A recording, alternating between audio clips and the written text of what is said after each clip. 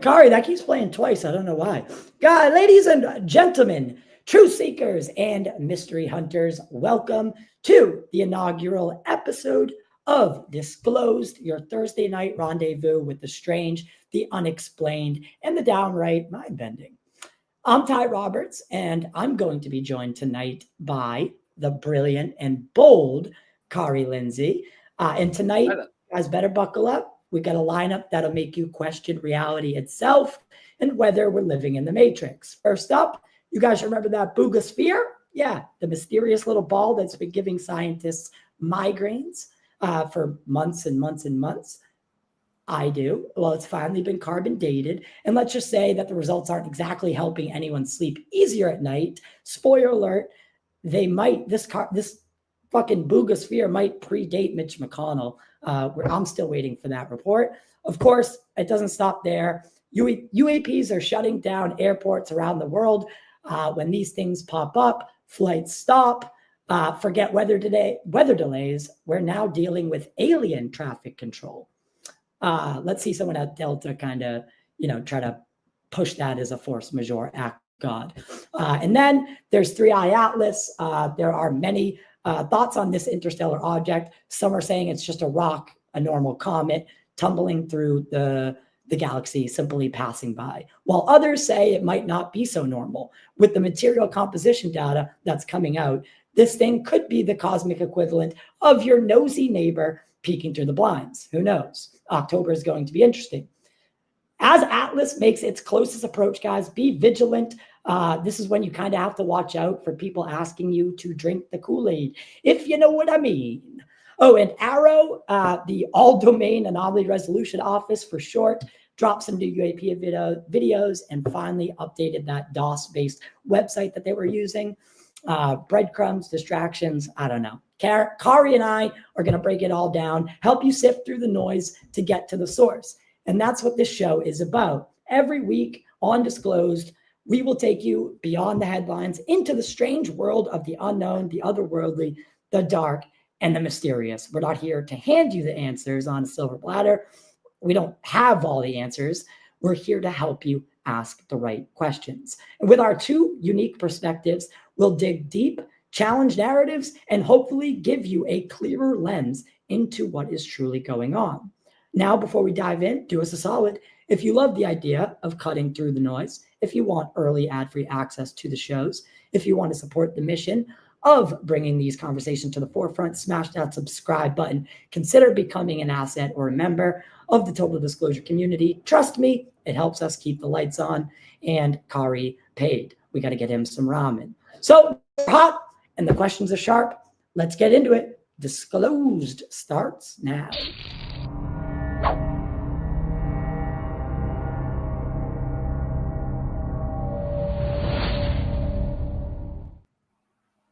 Wow, I tripped over my words a bunch. Good day. Good day. What's up? So I thought... Hey, before we go any further, I fixed the problem with the video playing twice. I had hit a loop button. That was my fault. So I was like, why is it keep... I know. Yeah, I realized. I was like, oh, that was me. That was me. Hello, everybody. Welcome to the show. This is Disclosed. We were off to an awesome start already. Hello. Yeah. So the carbon dating joke, I thought that was going to hit harder, and then I forgot it halfway through. But yeah, so lay on me. Hit me with a joke. Hit me with a joke. So it was what is What is it? Good. Well, no, as to actually talking about the carbon dating of Bugosphere. Spoiler alert, it might even be older than Mitch McConnell. We're still waiting on that report. I got that one. That was good. So Kari and I have been talking. They've been doing a lot of editing for the show, and we thought that it'd be kind of cool to do something more consistently where we're engaging with people, engaging with the audience, and a weekly show has been something that used to do with Pop Culture Corner, and it's something I really, really miss. Kind of just be able to kick back the shoes off, literally, and talk about the things we love with the people in the community that I love. And Kari, I couldn't be... I mean, we have very different perspectives, so maybe if you want to reintroduce yourself. Hi there. So my name's Kari Lindsay. You may know me from the dark places of ufology known as Stephen Campion's Truth Seekers show. And I also I worked on a docu-series with Darcy Weir called Dark Alliance: The Inside Story of the Cosmic Con, which explored the story of Corey Goode, the fake secret space program insider. That's on streaming platforms. You can find it on Amazon, Google. Just had to get my little plug in there. And I'm here to have an engaging dialogue. I feel like that's something that ufology is absolutely lacking, is the ability to look at the events that are going on, analyze them, and look at the actual facts, and then have a conversation. And if me and Tyler disagree, that's okay. We're not going to jump down each other's throats. We're not going to dox each other's families. We're just going to have a conversation, and that's what we're endeavoring to give to you, and we're going to present evidence, and you guys can make your own decisions about what you believe, and let us know in the comments. Like it's an ongoing dialogue, and if we disagree, that's okay. Yeah. So without further ado, and one last thing, and we'll try not to keep talking over each other. Well, that was a given. No, that was my fault. I do that a lot. The last thing is the audience. I really want to be the third host. So any super chats, any donations, any memberships, obviously, we want to make a point of including you guys in the discussion. And I truly mean it. Like when I say that I come here to have conversations with the community, because, you guys are just the best. And I've always really appreciated the UFO world. There's some really smart people, but there's also people we need to watch out for. So one of the first story we're starting with, Kari, is this. I've been hearing reports all this week about that the drones are coming back up and shutting down airports in Copenhagen, other places around the globe. What is going on with these drones, or what the UFO community just decides are UFOs? Right. So to understand the situation, let's go back to the beginning. So the other night, at around 9:30 at night in, I believe, Copenhagen. Let me double check. Yep, in Copenhagen. So there was a unidentified craft that flew over the airport and caused a huge ruckus. It was a big WTF moment, and they shut down the airport. Planes had to be rerouted and all this stuff. Then videos started coming out, and the UFO community does what it does, and it jumped to the most extreme solution instead of relying on some empirical data to make an informed decision about what it was. So I'm going to share my screen, and we're going to go through a couple of things. So and this is, again, if you guys will remember, last November, December, and actually even the previous November, December, the United States, the East Coast, New Jersey drones over Langley Air Force Base. This has been something that for some reason just keeps on happening. And the UFO community is taking it and they're running with it. And I don't know if that's for clicks and try to make this subject relevant, but all it's really doing is hurting credibility. I agree. I absolutely agree. So here is one of the original videos taken in the airport of this kind of wing-looking craft flying over the airport. So I will say this. On first viewing, it looks anomalous, right? Yeah. The weird green hue, I think, adds to the mystery of it. How it's being filmed is clearly so my problem here is the people on the ground. So you can't just walk onto a runway like that unless you're, part of working at the airport. So a lot of people, what they're saying is that video, how is someone who works with airplanes misidentifying an airplane? So I you know what I mean? Well, I mean, that's a good question. And that's a question for the person that filmed the video, right? Because if we, in fact, I think I have a higher quality version here. So here's a slightly higher quality version. See, I think we're looking at we're looking at it through. I think we're looking at it through glass. So we're getting slight kind of Can you pause glass it? distortion. Yep. So the only thing I'm not seeing here, admittedly, is traditional air traffic lights, like one on each Right. side blinking.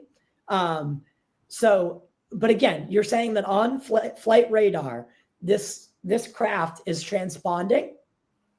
Yes. So I'll share that tab now, and we'll go to it. So, because at that if local that's the time, case, then why isn't this over?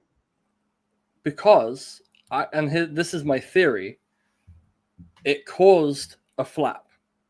So the airport gets shut down, and there's reports of lights, and then maybe there were drones at the other airports. But this initial event, it was a trackable plane that flew over the airport slowly twice, and that's the flight path it took. Okay. It's pretty clear. So it does go right over the airport. So it's interesting to note. So it flew over 8:17 and 8:19, and 7 minutes later is when they closed the airport. Wow. I mean, I feel like that's pretty cut and dry as to what the cause of that airport shutdown was. Now, I'm not saying that's the same for the Oslo airport. I think that could just be people reporting drones, whether there were drones or not, because I've heard conflicting reports about whether people have actually seen drones or they've shut it down in case there are drones and they're investigating. But I mean, if anyone in the chat can comment and let us know, that would be great. But from everything I've seen, like the one bona fide trackable event was the first one, and that was a plane. So okay, and I'm open to being wrong. I'm open to being wrong. Yeah, I do want to say this. So I don't know if anyone's ever flown drones before, but the moment you hit restricted airspace, the most commercially available drone, so these are, if they are drones, they're not people like us flying them. It's either some sort of nation state like Russia, China, actually those two, maybe even the old Israel, who knows? I don't want to get canceled or anything, but commercial drones, when they hit that airspace of a restricted airspace, the drone literally in most cases turns around and returns to sender as soon as you try crossing that path, that threshold. So these aren't just DJI drones. These are high capacity, high battery, and they can stay in the air long, and they're big. So at least those are the ones that were being seen over the East Coast that caused that flap most recently over the United States. Now, could it be happening over in Oslo, in other airports in the UK, some places I've heard of? Yeah. And then Scandinavia, there was the press conference where the woman, she literally said it. The woman said, I want this to be unexplained, honestly. But what I think it is Russia or China. And she says that, it's most likely drones. So again, I think people are taking this topic of drones and, the discourse between, it's kind of like, what is a whistleblower, right? What is a UFO? Right. Well, this gets into kind of linguistic semantics, but the definitions are changing, I think, of what we colloquially as a society think about these things. Just a side note on the East Coast flap. I've got my own kind of pet theory about that it was there's like drones that can they put them out to detect like nuclear material, and I heard reports at the time that there was some kind of nuclear material, some kind of intelligence snafu, and there was nuclear material missing, and that they were searching for it. Now, this could just be tinfoil from the internet. I'm going to preface me saying all that with that, but it was interesting, and it certainly seemed more plausible than aliens. So, and would they tell us? Would they tell us if there was nuclear material like loose in on the East Coast? I don't think they would tell us if there was. So, no, but I will say this: I got a message on Signal from someone in Congress that stated just exactly what you just said. They said to me, and I will show you privately so you know that I'm telling the truth. I cannot I think show I it. know who you're talking about.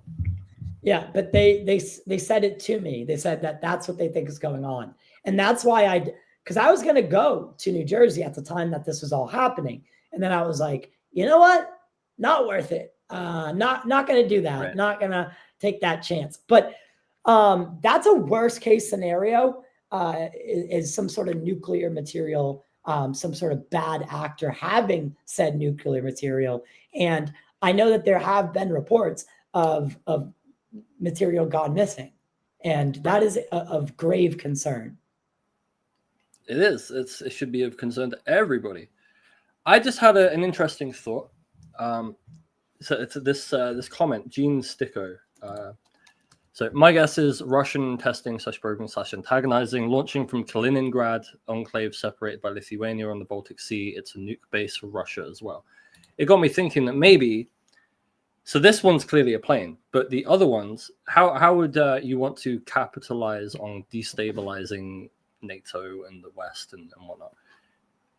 During this flap, you have the first event, and then you have Russian drones then piggyback on it to test response times. Right. That could just okay. be, that could just be some tinfoil, but it's about what makes more logical sense: aliens or some geopolitical stuff. Considering NATO is doing like nuclear drills this week, with strategic bombers flying over from America. They're flying over Europe and stuff. So really, there's a lot more going on in the geopolitical context than just these airports shutting down. There's stuff going on around that. So I don't think we'll ever know one way or the other. Do we know how long the airport was shut down for? Let's have a look. That's actually something I did not find. So let's have a look. Sorry if my typing is very loud. I can't spell. I should have got this before we went on air. Sorry, audience. There's little. So nearly 4 hours. That is a long time. It is a long time, but like it's also not that long considering what they thought was happening. What do you say to the passengers? Do you say? I mean, I wonder what they said to the passengers. Did they say, "Listen, we have an unknown craft above"? Probably just an airspace violation. Probably just some nondescript language where it's we had an airspace violation, because it makes it sound more run of the mill if you say it like that. We had an airspace violation, and some, because then the passengers are then going to think, oh, it's probably just a plane messed up on approach, or right. But then when it shuts down for hours and hours, I guess there's two stories. Like there's the initial, oh, there's this, and then there's probably after a few hours, and the passengers are still like, why can we not get off this plane? So there's probably another story. But I'd want to talk to someone who was on one of those planes and find out what they were told. But I haven't seen anybody saying they're on one of these planes, so I don't know. Yeah, and this topic. I mean, this specific topic of the day. I mean, again, it doesn't excite me because drones and this whole thing, and we're actually going to get to this later with the Hellfire missile video. Yes. There is a lot of misidentification, and anybody in the UFO community, at least that's worth their salt, right? And knows what they're talking about, will tell you that 95, and I'm being very generous with that 95% of sighting can be explained by prosaic objects or normal conditions, misidentifications. That last 5% is where the anomalies are. And I'd say it's more like 0.5%, 1%. I'm very glad you brought up an anomalous sightings, because that is an excellent segue to our next segment about the unresolved AARO video. Yeah. So should we do you have any final thoughts on this drone flap? I think we need to be very, very careful about using the word UFO when it comes to these drones. I mean, we know that. Listen, don't take whatever the government's telling you at face value. Do the research, do the independent Trust but journalist, verify. trust and verify, right? But also, it's okay if it's just a drone, right? Because we have other things to focus on. So part of what we're supposed to be doing is sifting through, pushing everything that's not worth our time to the side. Just because it's the 24-hour news cycle and it's a headline today doesn't mean that it's actually, once you find the answer, it's over at that point. Like, move on. And that's what we're just going to do right now. So let's move on to something a little bit more fun. Let's move on. So what's our next topic?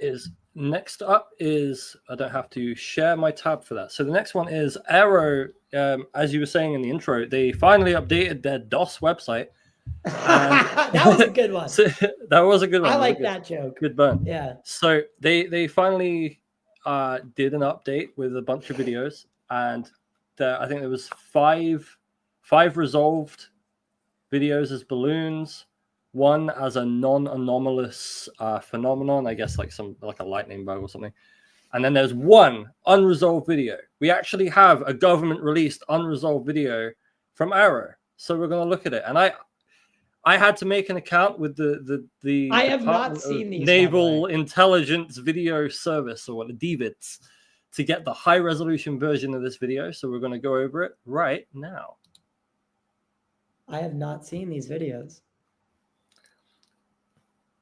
So the All Domain Resolution Office could not identify this. Okay. So this was taken over the skies of Africa. It's doing like a weird zigzag figure 8. So I watched this earlier today, and I was trying to figure out, is this the camera moving and like the drone flying? Because obviously it's flying. And then is it the camera moving, or is it the object moving and the drone is fairly stationary? Because you can see it banking there, see? What? Some seizure-inducing frames there. What's targeting? This looks like a ground-based. It doesn't look like this is flying. No, you see the top right where it's jangling. So that's the wing action, and the gyro is stabilizing against. Okay. Yeah. Okay. I see it. And you now. can see you can see the bottom ground. Yeah. I see it now. So that's interesting.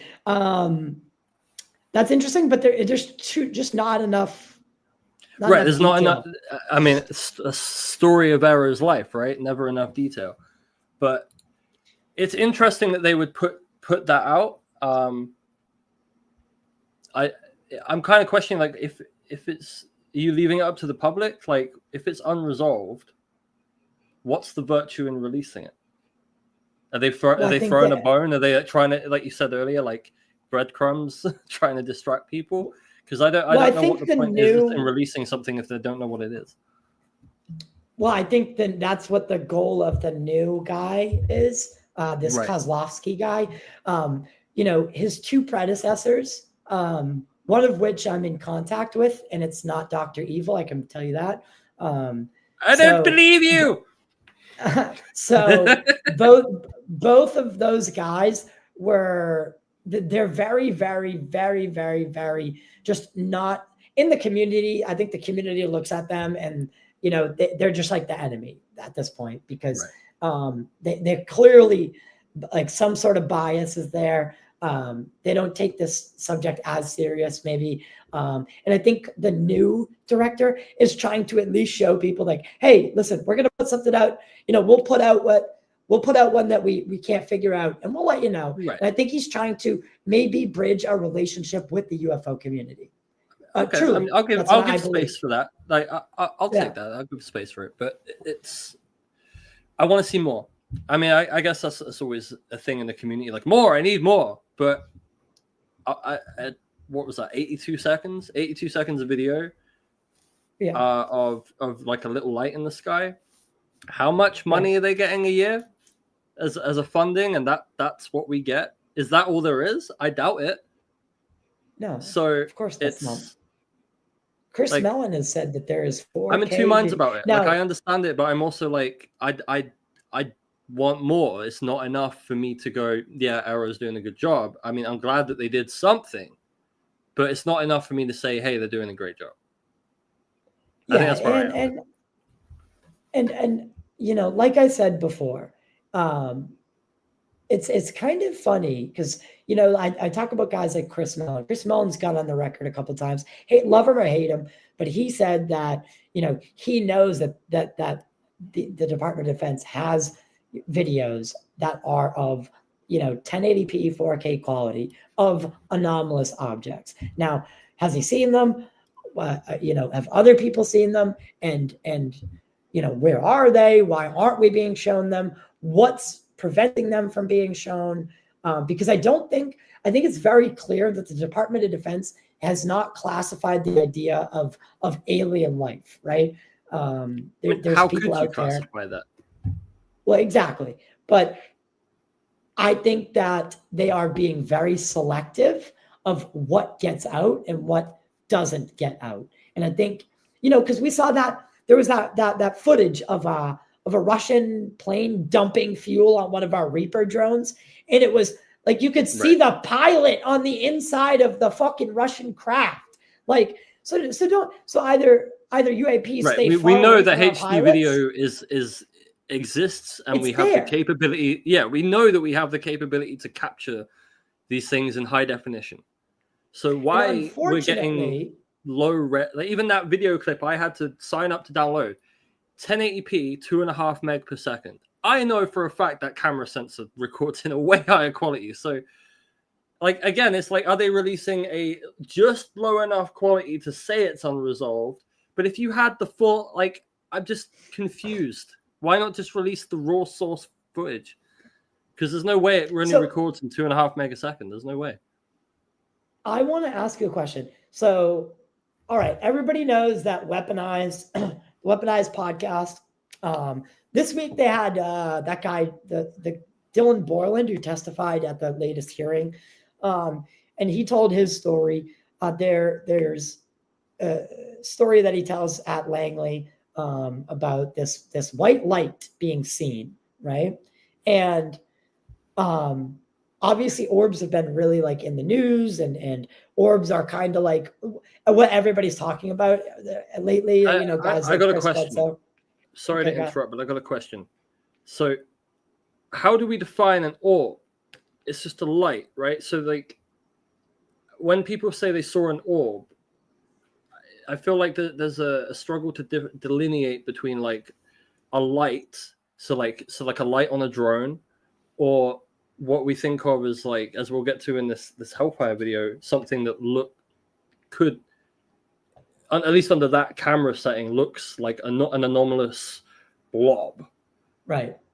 Well, so, I don't know. I mean, you know, I feel like orb is a catch-all term, and we need to do, as a community, we need to do better to differentiate between a light and something that actually is morphing and actually looks like an orb.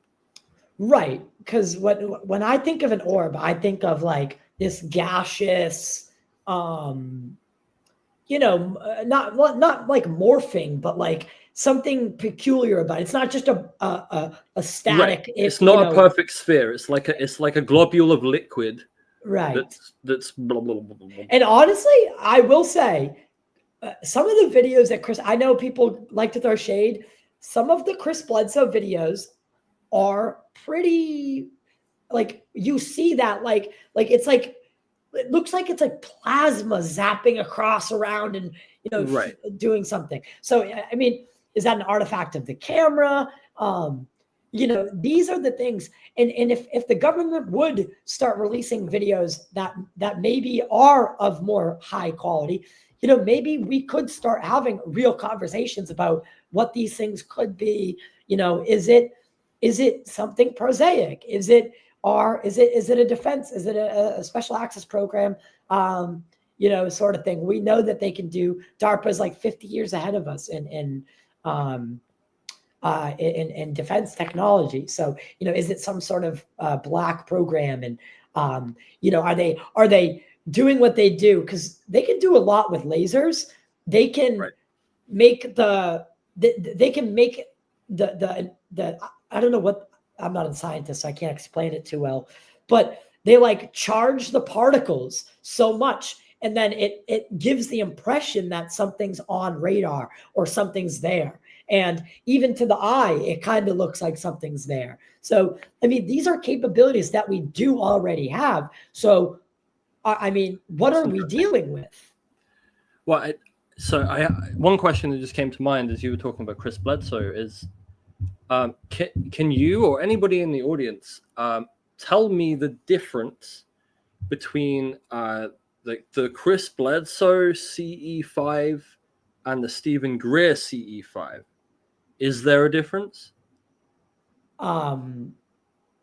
Yes. Because they're both capturing like similar looking things. I say this with quotation marks, similar looking things. I'm just curious if they're using the same technique, or what's the similarities and what's the differences between them. I think it's like saying what these psionics guys are doing isn't CE5.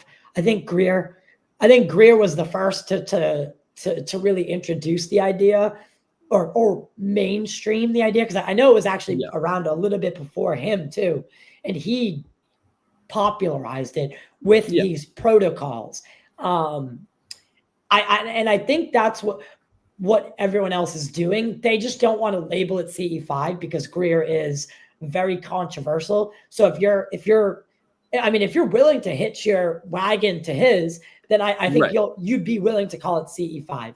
Whereas Bledsoe and like Barber, I don't think they're willing to hitch their stuff to Greer. But I mean, in terms of the actual technique, there's no difference. You're meditating. Well, this is what I mean. So this brings me to my next thing is Greer has been caught faking sightings with drones and flares from a plane and stuff.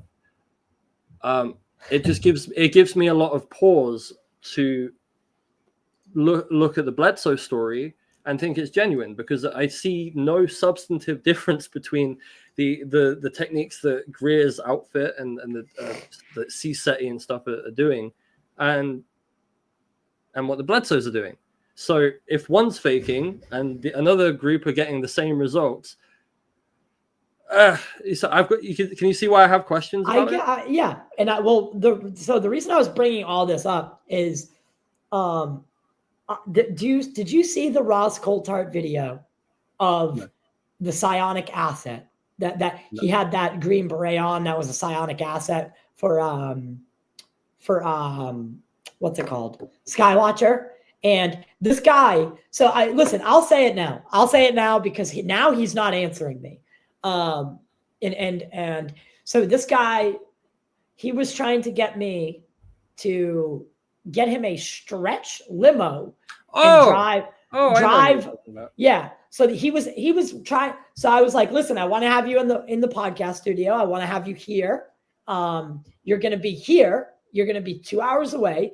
How can I get you here? So he wanted me to rent this stretch limo for him and his ladies, as he called it, to come here for 2 hours here, 2 hours back. And obviously the limo would have to stay in the area while we do the show, because it's not going to take off and then drive back here to get them. It doesn't make sense. So I would have had to pay for like 8 hours of limo. So the cost was like $1,800 just to get him here. And so apparently now, after the News Nation video that he did, that he apparently shows an alien being, he's now on Patreon selling psionic asset logs for $500. So if you guys in the chat can't share $2 with us to keep the lights on, and you're spending $500 to give a fucking psionic asset, who, by the way, I have not been able to find their DD-214, and I do not know if they're actually in the military or were in the military. I hope that they wouldn't lie about that. I'm not saying they did, but I mean, guys, let's get our priorities right here, right? So Ross has gone full Greer. So imagine my shock. Well, Ross came into the field as this very nuts and bolts, like journo, hardcore journo from the old days, even though, no one wants to talk about how he got ran out of his old job. I was really hoping that you were going to bring that up, so I didn't have to. Yes, yeah. He got run out of 60 Minutes Australia for a completely false story, alleging a sex ring inside the UK House of Lords. He had some source give him all of this story that he ran with without actually fact checking it. The guy that gave him the story ends up going to jail for making it all up and wasting police time, and it's insane. It's an insane story that it makes me. But then I look at like who News Nation employs, like Chris Cuomo, and I'm like, oh, well, that explains a lot. So it's not that big of a shock, but it is. And he had told me in the chat that we had, that the video that he was going to drop was going to change the world. And I'm looking around and I'm wondering when did the world change and I missed it? I mean, what's going on? You want my first gut reaction to that video? Is there any way we can pull the clip up? Yeah, sure. So I'll explain my take while I grab it. So, when it's raining on a window, and you put your camera up on the glass, and you're filming through the water droplets on the glass, and you slide the camera slightly, and you get all these different reflections and stuff. That's what that video reminds me of. Like, first reaction was, oh, that's just that. And I say this because I take a lot of like weather photos and weather videos. So I've done that a lot. Like I've had to try and get my camera to look through a little gap in a bit of glass to get past the raindrops. So it was a kind of a unique thing that I know that visual. Interesting. What was his name? Matt Batista, right? Michael Batista? Michael Batista. Yeah. And while he's bringing that up, guys, so Kari, so I filmed an interview with Dr. Greg Rogers, and we'll be talking about him in a minute. We have a bunch of topics still to go. Half the show, I'm sorry, I don't know what I was just about to say. We released that episode with Dr. Greg Rogers last night on YouTube. So definitely after this show, check that out. Kari did such a good job with the editing and the mixing and fixing some of the focus issue that I saw that some of you guys noticed, which is embarrassing. But no, we have much planned, and it was I shot that at Contact in the Desert in the hotel room before the day that I was doing like 12 other interviews. So there was a lot on my mind that day. So I think we got the video from News Nation here. We have the video. Let me know when it's full the screen. type of content that Ross is now promoting. This is the guy who came into the field and questioned everything, was very nuts and bolts. People liked him because he had the accent, and he did a very smart thing by pairing himself up with someone who is very likable, like Bryce Sable. Yes, that was a master stroke on Ross. Master. So he's smart. I'll give him that. Sorry, let's play this bad boy. Let's play this. So think of this from the context of water on a window. Oh, no. What is? Oh, my God. Oh, I see it now. Holy shit. It's like a fucking candle on the outside. He's saying that's an alien. It's a street light. There's a house or a building over there, and then there's a street light. Yeah, he's moving his camera through like a... It's just on a pane of glass with water on the other side. Oh my fucking God. Like, that was my instant gut reaction. I was like, I know what that is. Like, I could be totally wrong, but like, that's what that looks like. Guys, does anyone think that is an alien? I would believe the Las Vegas alien video before I fucking believe this thing. Oh my God. And that's saying a lot. That is saying a lot. Fake. That looks. What? You know, it's funny. Am I crazy in thinking No, that? you're. Now that you say it, it looks like there's. So what his claim was is that he pulled out his phone. He asked if he could film them. Can I film it? Yes, but they said, they being the aliens, they said only if you put your dog away. What? Dude, liars. And this is the same guy that wants a limo for him and his girls. Yes, okay. For $1,600 to be chartered. So how do they communicate with him? Yeah, well, through meditation. So again, back to that CE5 style. What he's claiming his ability is to be able to connect with them on a psionic level, on a level through telepathy, and call these things in. And he says that he said that they landed for him in this video. They said, you can record us, but only if you put your dog away, which seems like a really bizarre fucking detail. Yeah. Liars put things, a good liar, someone who knows they're lying and they're making a story, they'll include these really obscure, weird details. And they think it makes them sound more genuine, but right, stuff that like you wouldn't, if you were telling like a truthful story, it's not details that you would like think are important. So they communicate through his girl. That's the trick, is they communicate through the girls. I shouldn't have been putting the girls down. That's the whole. Maybe we can have the girls on the show and not him. Yeah. I will say this for my total disclosure, brethren. I did say that I would drive to him, and he said, "No, that's a security risk." Please, because you're such a dangerous person, Tyler. So dangerous. Like it's so dangerous. So that's that. And someone's he's ghosting me now, so I don't even care. Once I saw the video. So he was trying to get me to play because someone, and this is my problem with the UFO community right now, someone's telling him that this is okay to do, that this is how it's done. So what he was trying to do is get me to be so excited as a UFO believer that I would jump and spend whatever I needed to get him here. But that's not me. I am very stingy. There's is this a symptom of like a cult? Like we've kind of created like a UFO culture that incentivizes this kind of behavior, because we seem to equate like shows with money as being shows of quality. Yes. And it creates like a space for people to go, oh, well, you've obviously got money, you get all these guests, therefore you can pay me for my story, and it creates this kind of cottage industry.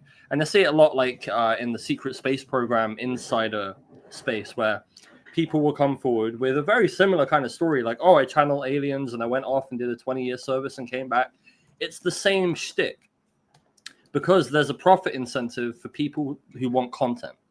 Yeah. So, yeah, I know he's somewhat of a friend to the show, but Jesse Michaels is someone that comes to mind. I'm actually canon. You are canon. I'm canon in American Alchemy now.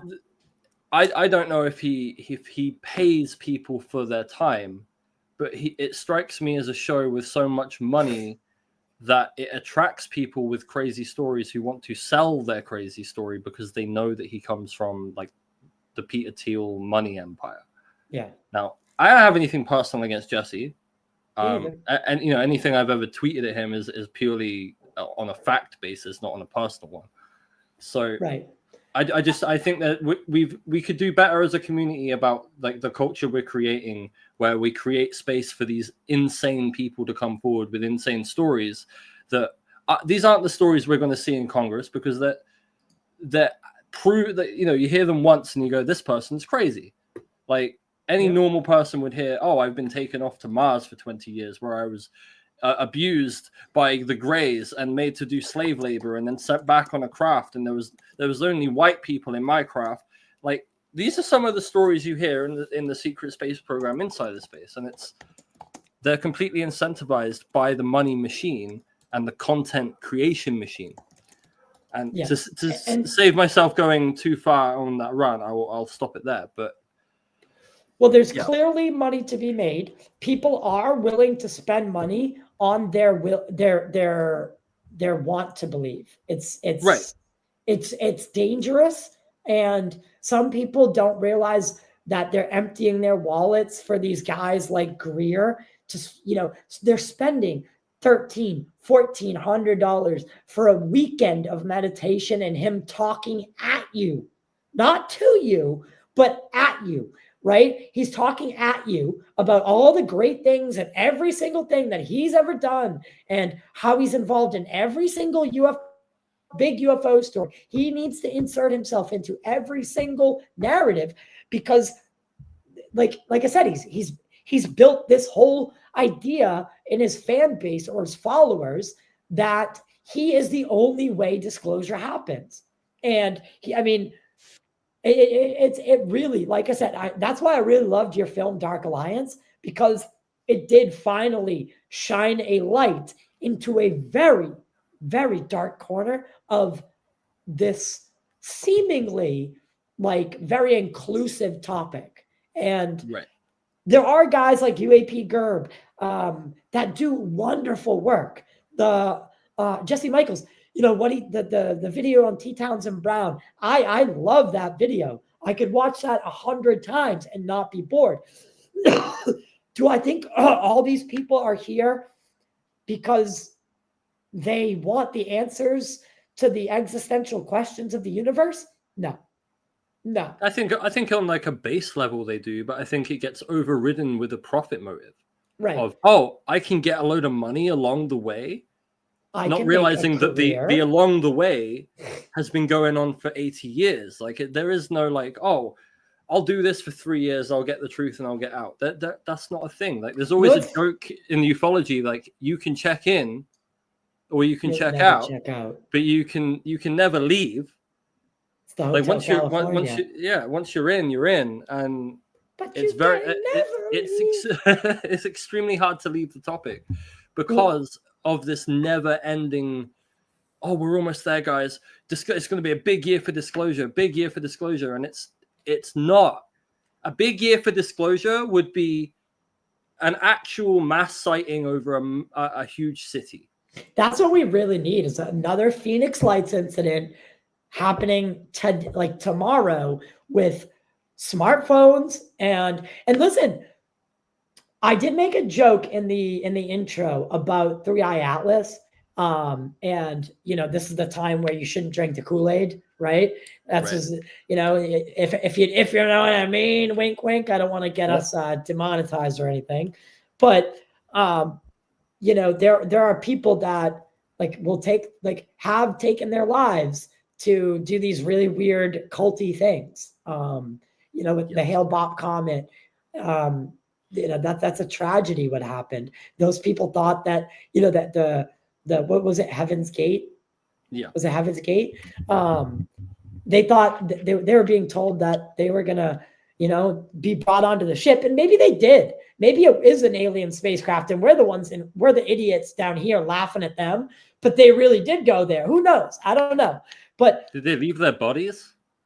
That's it's like, yeah. Well, they died. Well, this is what I mean. If they died, but like you're saying, what if they did?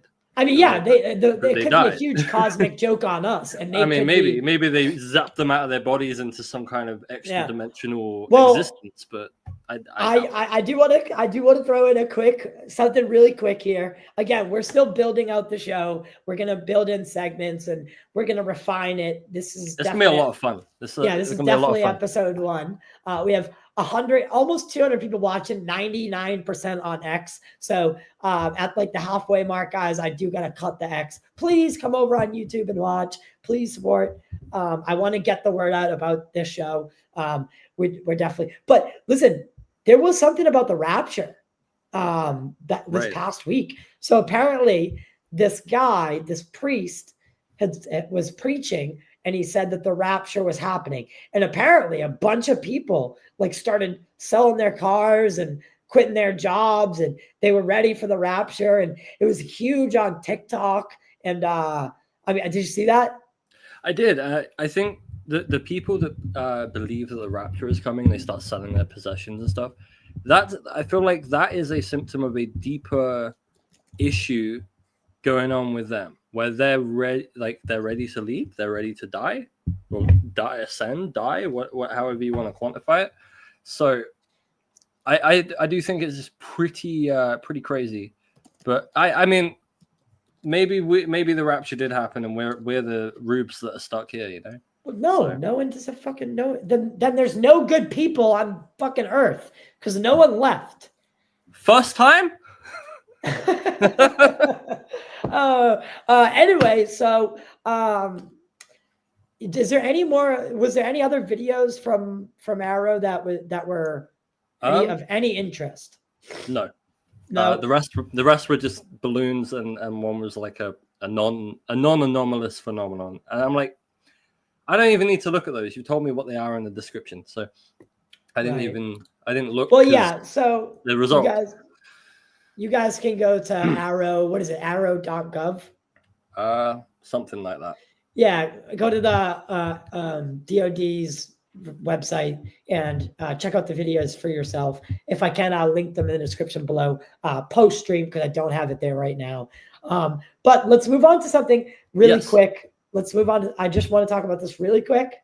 I posted it on X the other day, and I had a conversation with Dr. Greg Rogers, who was this week's guest on the show, and he brought something up to me. He brought two things up to me that ended up being subjects that we're talking about tonight. So him and I were talking on the phone. I don't know. Do I want to share this video? I think I do. But we were talking about Three Eye Atlas. Apparently, and I didn't know this. So when you see nickel in something, there's always iron. So when he was talking about the can you hear that? No, not yet. You can't hear that? No, now we can. Okay. So what the point he's making is that Three Eye Atlas in the universe, you don't see nickel without iron. They're always together, right? Unless by some sort of manufacturing process, you separate the two, like we do here on Earth, when we separate the nickel and turn it into alloys and make spacecraft with them. And we actually do. Now, iron is very dense, it's heavy, and it's corrosive. So it's not good material for spacecraft or anything that's going to be in the vacuum of space. So, or anywhere else. And the composition that is coming back on Three Eye Atlas, so aside from its really, really weird trajectory and it being an interstellar object, it's got a composition that has nickel but no iron. Now, what Dr. Rogers tells me is that is very, very important. And we can just listen to this real quick. I think you are very. I think you're. He was talking about the Hellfire missile. Very big here, but pause that. What does that have to do with Three Eye Atlas?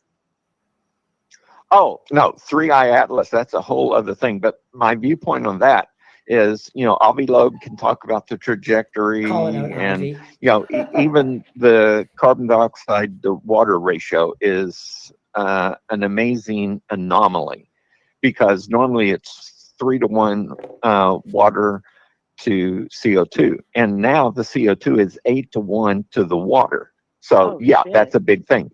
But it's totally backwards. But the universe does not make nickel without making iron.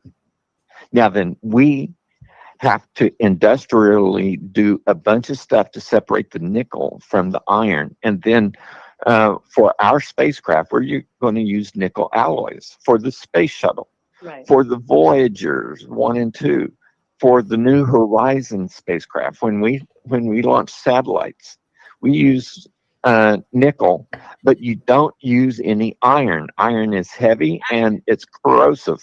Yes. So it's not used on spacecraft.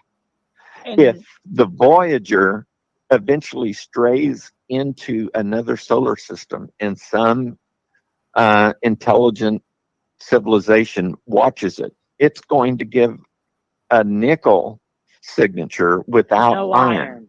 And they're going to Well, know. what do you think we're seeing with 3i Atlas? There's no iron. So it's not a natural process, because the nature, every time it makes iron, it's also going to make nickel. Holy shit. Are you saying that this is something weird? I'm saying that it's exactly weird. Can I tell you something? And then I had to quickly stop that because I did share something very, very private with him after that. Okay. But so this is a man that worked with NASA, chief of aerospace medicine, chief flight surgeon, was, also has some experience with chemical, is it chemical engineering, I think. So, as someone who does have that kind of wherewithal and expertise, when he did say it, I was like, okay, you're raising some good points. Do I think it really is some sort of probe? I don't know. I really don't. Do I want it to be? Hell fucking yeah, I do. But what's your take on all this? So I do think the alloy issue is interesting. I've been thinking about it ever since you posted it, like how something like that would work. And it reminded me of, I can't remember if it was like the metamaterials, or there was something where there's a material that came from like a meteorite that was clearly made in a different kind of gravity well because of the alignment of the part of the atoms. It could only be made in like a different part of space. And it's got me thinking, like, well, we're talking about the separation process between nickel and iron, right? Right. And we're understanding that process in terms of like Earth and Earth's gravity well and our sun's gravity well, in how elements are formed and bonded. Whereas we don't know that this thing could have come from some other part of space where nickel can form without iron. Like, I feel like we need to have space for that, because we don't know that it's not. So I'm kind of I'm skeptical. I think it's probably just like part of a comet or part of an asteroid that's busted off and is tumbling. I do think it's very interesting that there is no iron, but I'm open to a prosaic explanation that has to do with kind of spatial, I don't know what like conditions or dynamic. So you're saying that a different star could be right. We shouldn't just look through the human lens, like, hey, we've never seen it, so it can't be possible. Right. That's what I'm getting at. Is so we understand the process because we do it here on Earth, where elements form a certain way, and out in space they could form in a different way, and we don't know it. So, like, I feel like is that more plausible than it being an alien probe? Well, maybe, possibly. Yeah. So, and it's going to make its closest approach, I believe, October. If I'm not mistaken. So we have a lot of Thursdays till then, or at least 4. So obviously we'll be, we'll monitor it as we go week to week, and we'll keep the audience up to date, and we'll have a hopefully good conversation about it, because it's very interesting. As it gets closer and we can scan it more accurately, we'll get a clearer picture. Maybe there is iron there, and we're just not scanning it properly. We don't know. Well, what's interesting is now I have this theory. It's very loose. I mean, don't take me at full face value, because I'm still kind of producing it. But I always said that it was weird that after 2017, it does seem like they are drip feeding us and kind of getting us ready for something. Now, have UFOs been around since before 2017? Of course. I just got to point out that was very millenarian of you. What does that mean? The belief that there is like a coming golden age, or there is something coming, and there's an event coming. Right. So yeah, it's a and millenarian tendency I see in ufology all the time of, this is this is going to be a great year for disclosure. Disclosure is coming. All of this. It's millenarian tenets. So right. I just wanted to point that out. But could the government be aware? Could the military-industrial complex or government, DARPA, whoever the deep state is, whatever that is, whatever capacity you want to call it, the Illuminati, could they have figured out that something was eventually going to make its way here and it was going to become very apparent, and to avoid some sort of chaotic disclosure, they would drip feed us this idea that we are not alone, and kind of mold and get the playing field ready for an inevitable kind of forced disclosure, because I don't think it's up to us to disclose. I think if there is something here, they're the ones in charge of whether they're going to come out or not.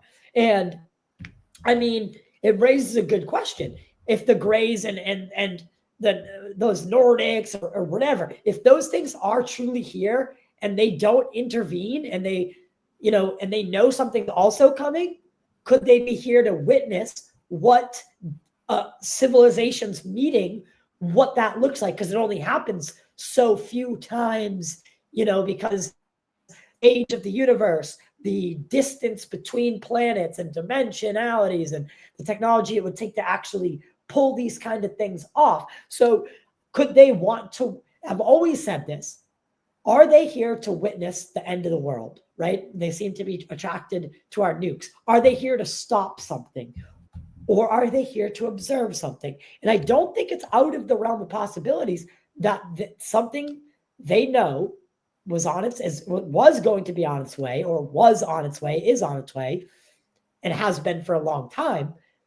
And they got here, they can leave and come and go. And, our government then figured it out as well. And now, they're priming the field. They kept it, locked up as long as they could, but now they needed to start, the society needed to be kind of read into the program, if you will. So are you saying that they've known about Three Eye Atlas's approach for a long time? Is my camera frozen? It's what I'm posing, yes. And it's maybe why we keep sending up these. So we fast-tracked James Webb. People don't remember that, but we took a real chance getting it up as quick as we did. And it wasn't a guarantee that when it unfolded, that it wasn't just going to smash apart. So why did we rush Webb up there? Why is Dobser allowing people like David Grosh and Lou Elizondo? Okay. Whoa. Do you know what Dobser is? I do. I'm very aware of what you are about to say. I know, and I know but I feel like the audience needs to hear it, because I'm going to beat them over the head with it until they understand it. I love the audience, but the audience needs to understand these things. One question: is my camera frozen? Yeah, it is actually. Okay. It's not me for once. I know, it's strange. Let me switch it out 1 second. But listen, so I'll say this before you get into your whole little smash on Dobser. I am not saying that Dobser is the one that is allowing it. I am just saying that it seems weird that what they're talking about now with crash retrieval. I mean, Dobser isn't saying, okay, go talk about it. They're just saying it's not classified. What you're talking about is not inherently classified. So, we can't stop you from talking about that as a private citizen, or as a private citizen talking about it in the capacity of having the hindsight of being in the military and the NRO and Space Force. So I think it's very interesting that, all of a sudden just the floodgates opened, and we have all this video, all these quote unquote whistleblowers. And I don't think if you go through Dobser, you are a whistleblower. I think you are, whether you believe it or not, you are an agent of the DoD. You might not be peddling exactly what they want, but there's a reason they are saying you're good to go talk about this. That's my belief. Okay. Here's my understanding of DOPSA. And I might be wrong here, but their like remit, their purpose is not to say, hey, you're okay to go talk about this.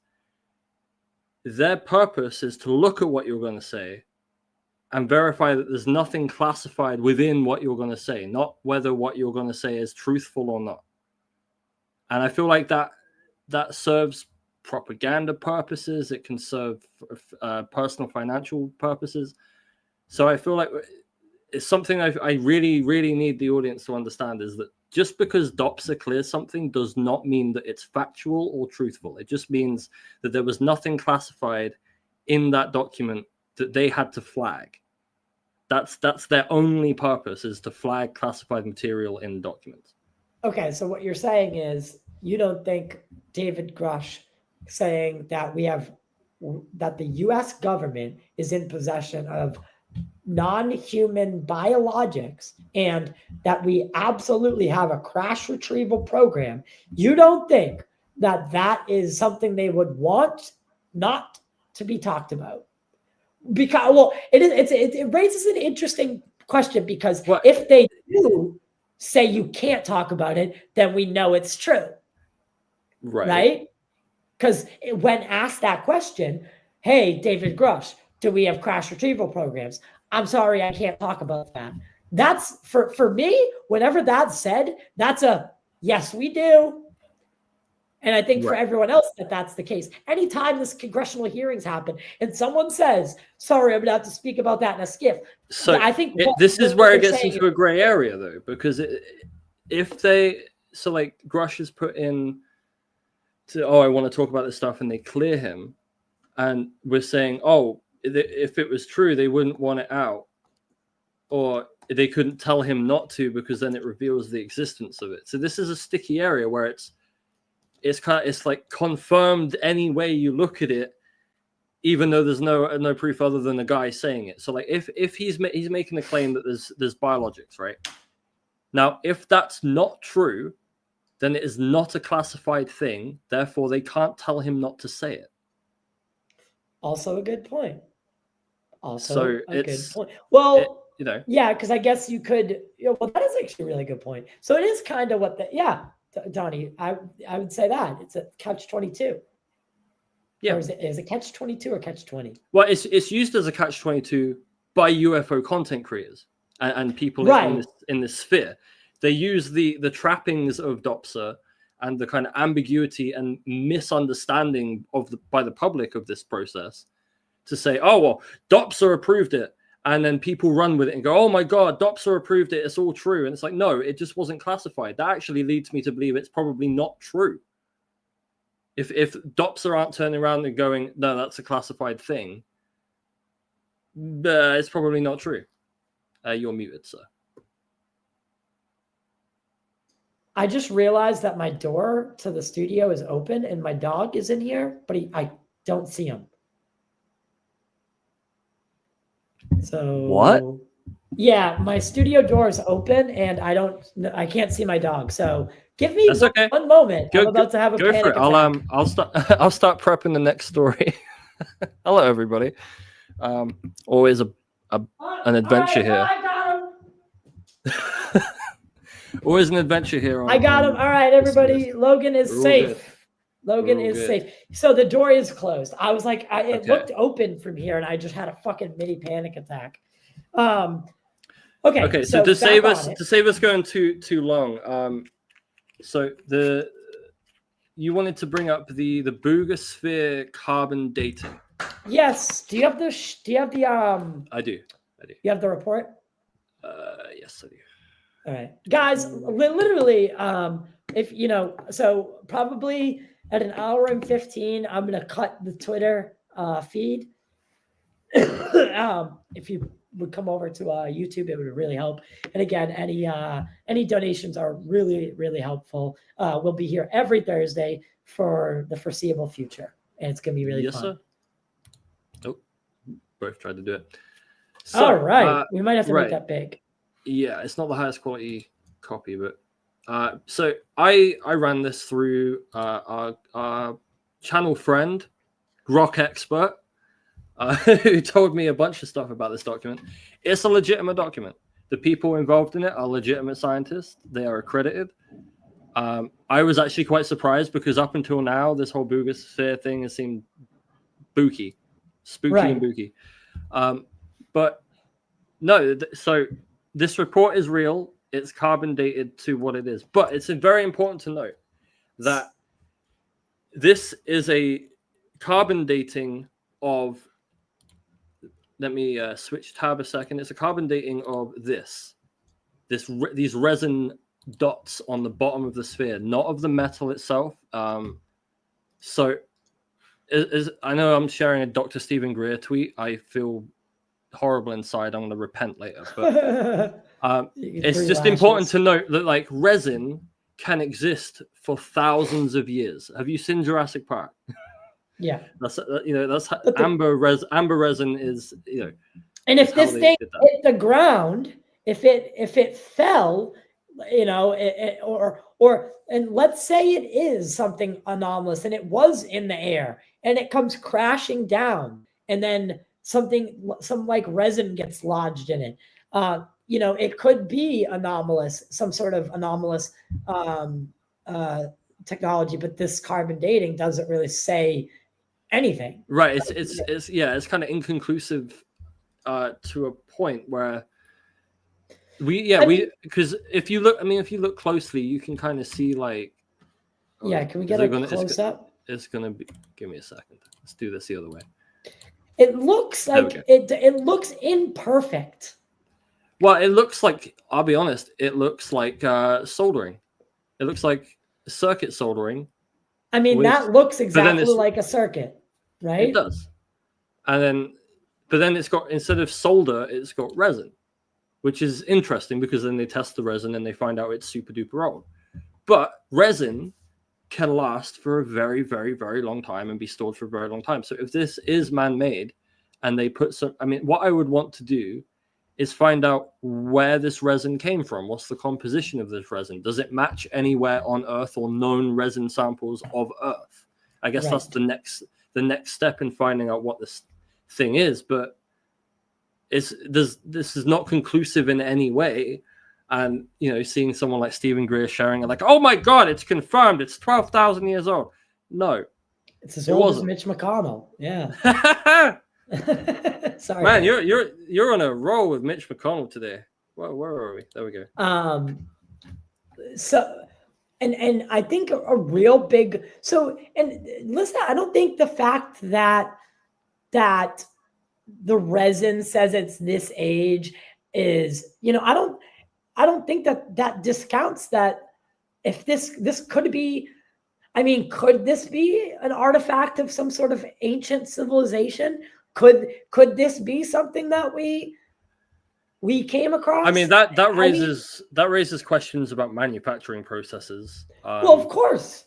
Of course. Yeah, I feel like that gets us to like the pyramids, whatever. So, like, how are they building these kinds of things? Like, Mesoamerica, right? And that's my point. Is I think that we do owe it.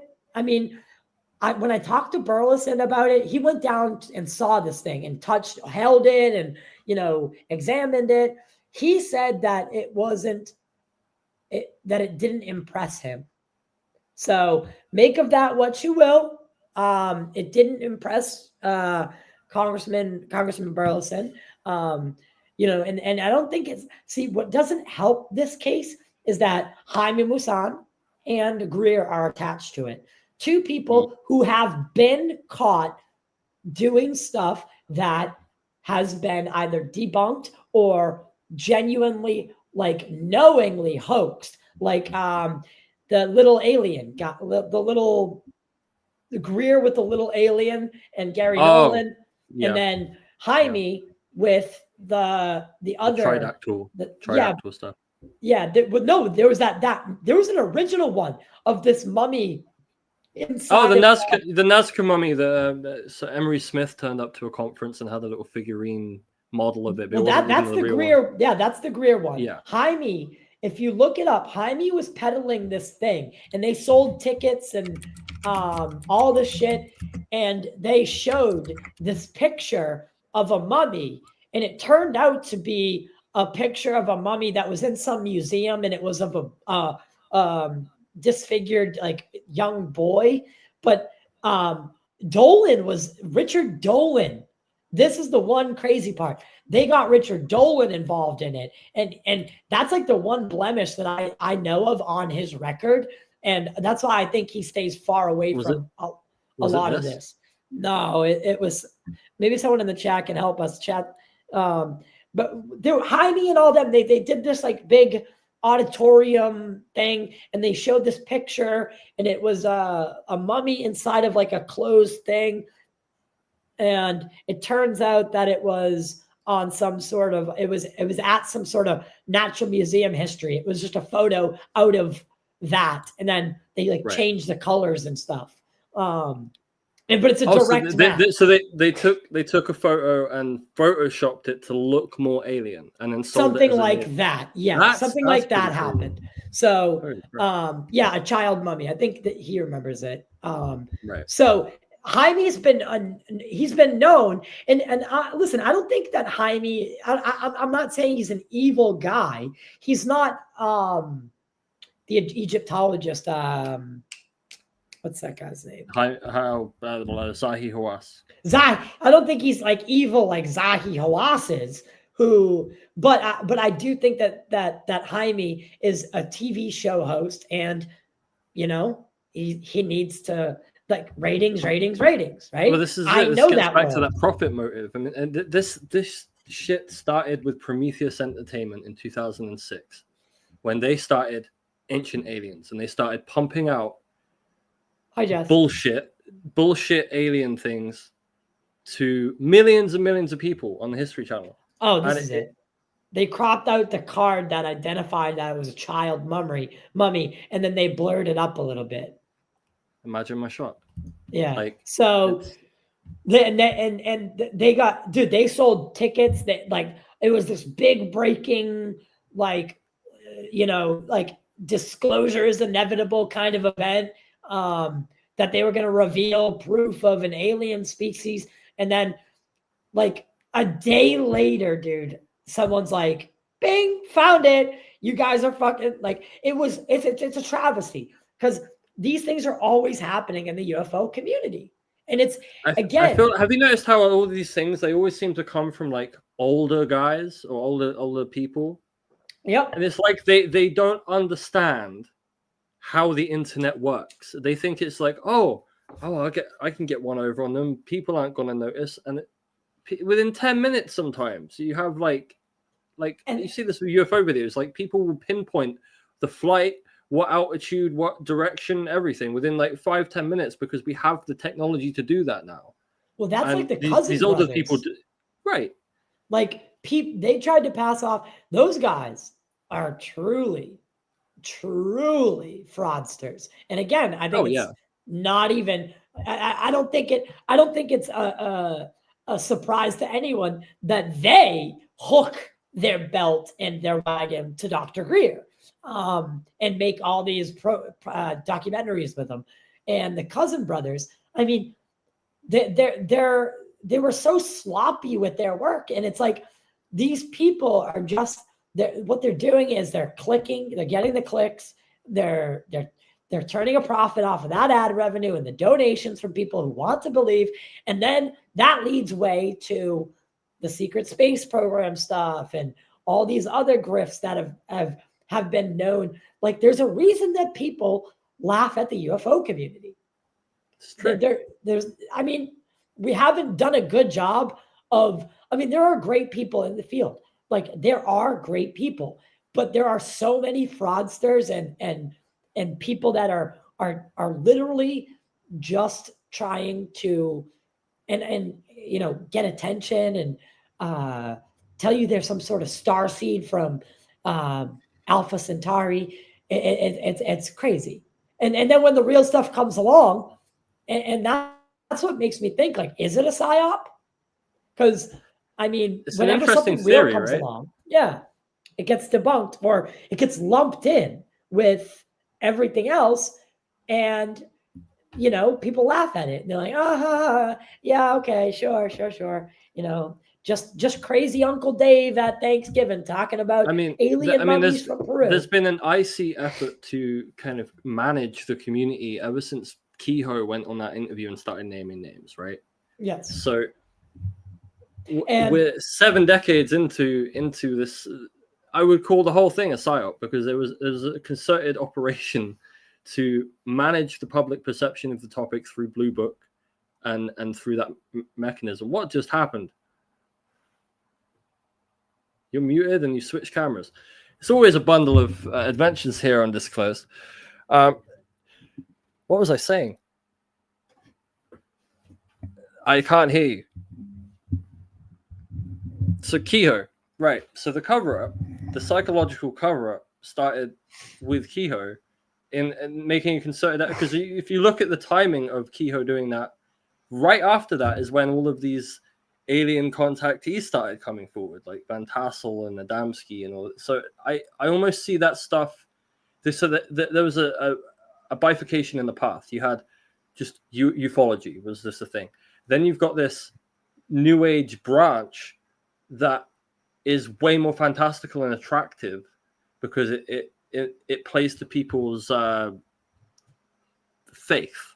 Yeah, like that, you know, and it played on white America's faith in the 50s, and led people into, you know, and that primed people as it moved into like the 60s kind of counterculture era, where it became cool and hip to question the man, and the idea of a government cover-up was a lot, especially after JFK, was a lot easier to believe. Even though, I mean, even though at that point, all we really had was like Betty and Barney Hill, you know, and I guess Malmstrom happened and stuff, but we didn't hear about that until '95. So I mean, Pascagoula. I think the '70s were probably a really good time for, but the '70s had a lot of abduction. Like the '70s, there's a giant data set from the '70s. Isn't it interesting how abduction stories massively increased after the introduction of psychedelics to the culture? That is actually pretty interesting.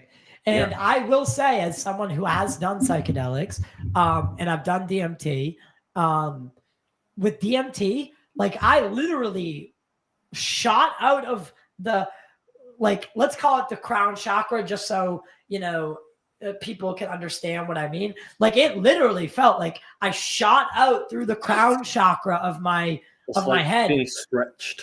Yeah, like Reed Richards. Yeah. By Galactus. And then all of a sudden I'm in this realm. And Kari, I kid you not, this place, whatever it was. And again, I am hard to, like, I have a very, very tight grip on reality. I'm very, very grounded.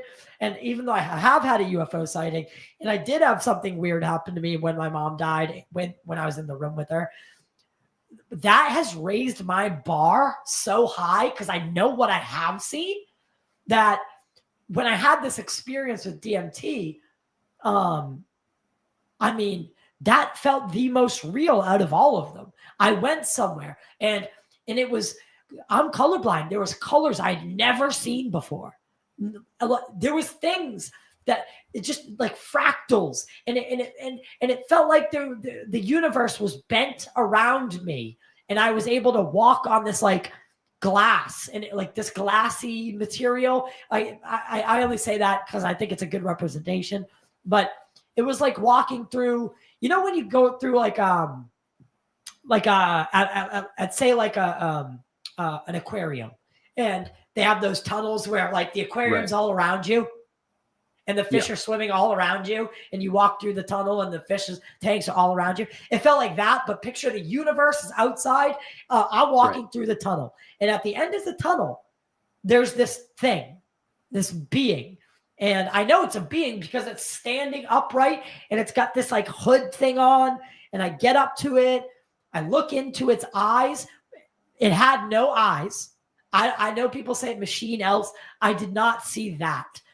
It looked more like the Grim fucking Reaper. It had no face.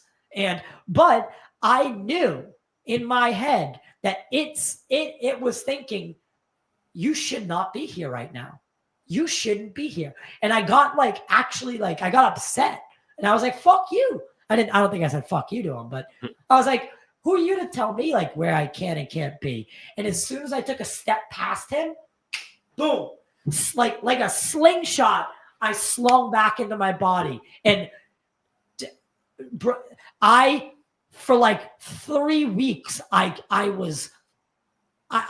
couldn't stop thinking about it. It was all I could think about, how real it was. So yeah, I got a couple of thoughts about that. So that's a very interesting story, similar to the experience I had.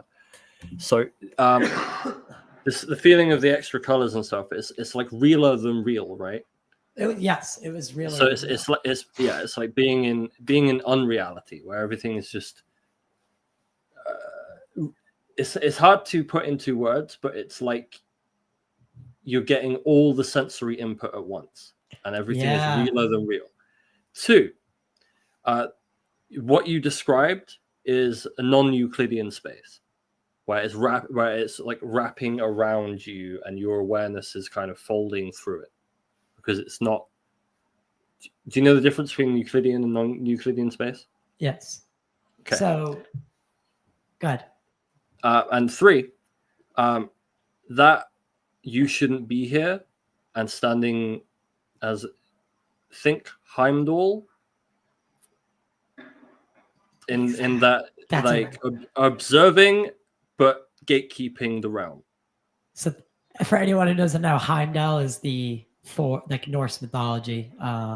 He's in the Marvel universe, more famous in the Marvel universe for watching over the 9 realms. And so basically that's a very, very good way to say it.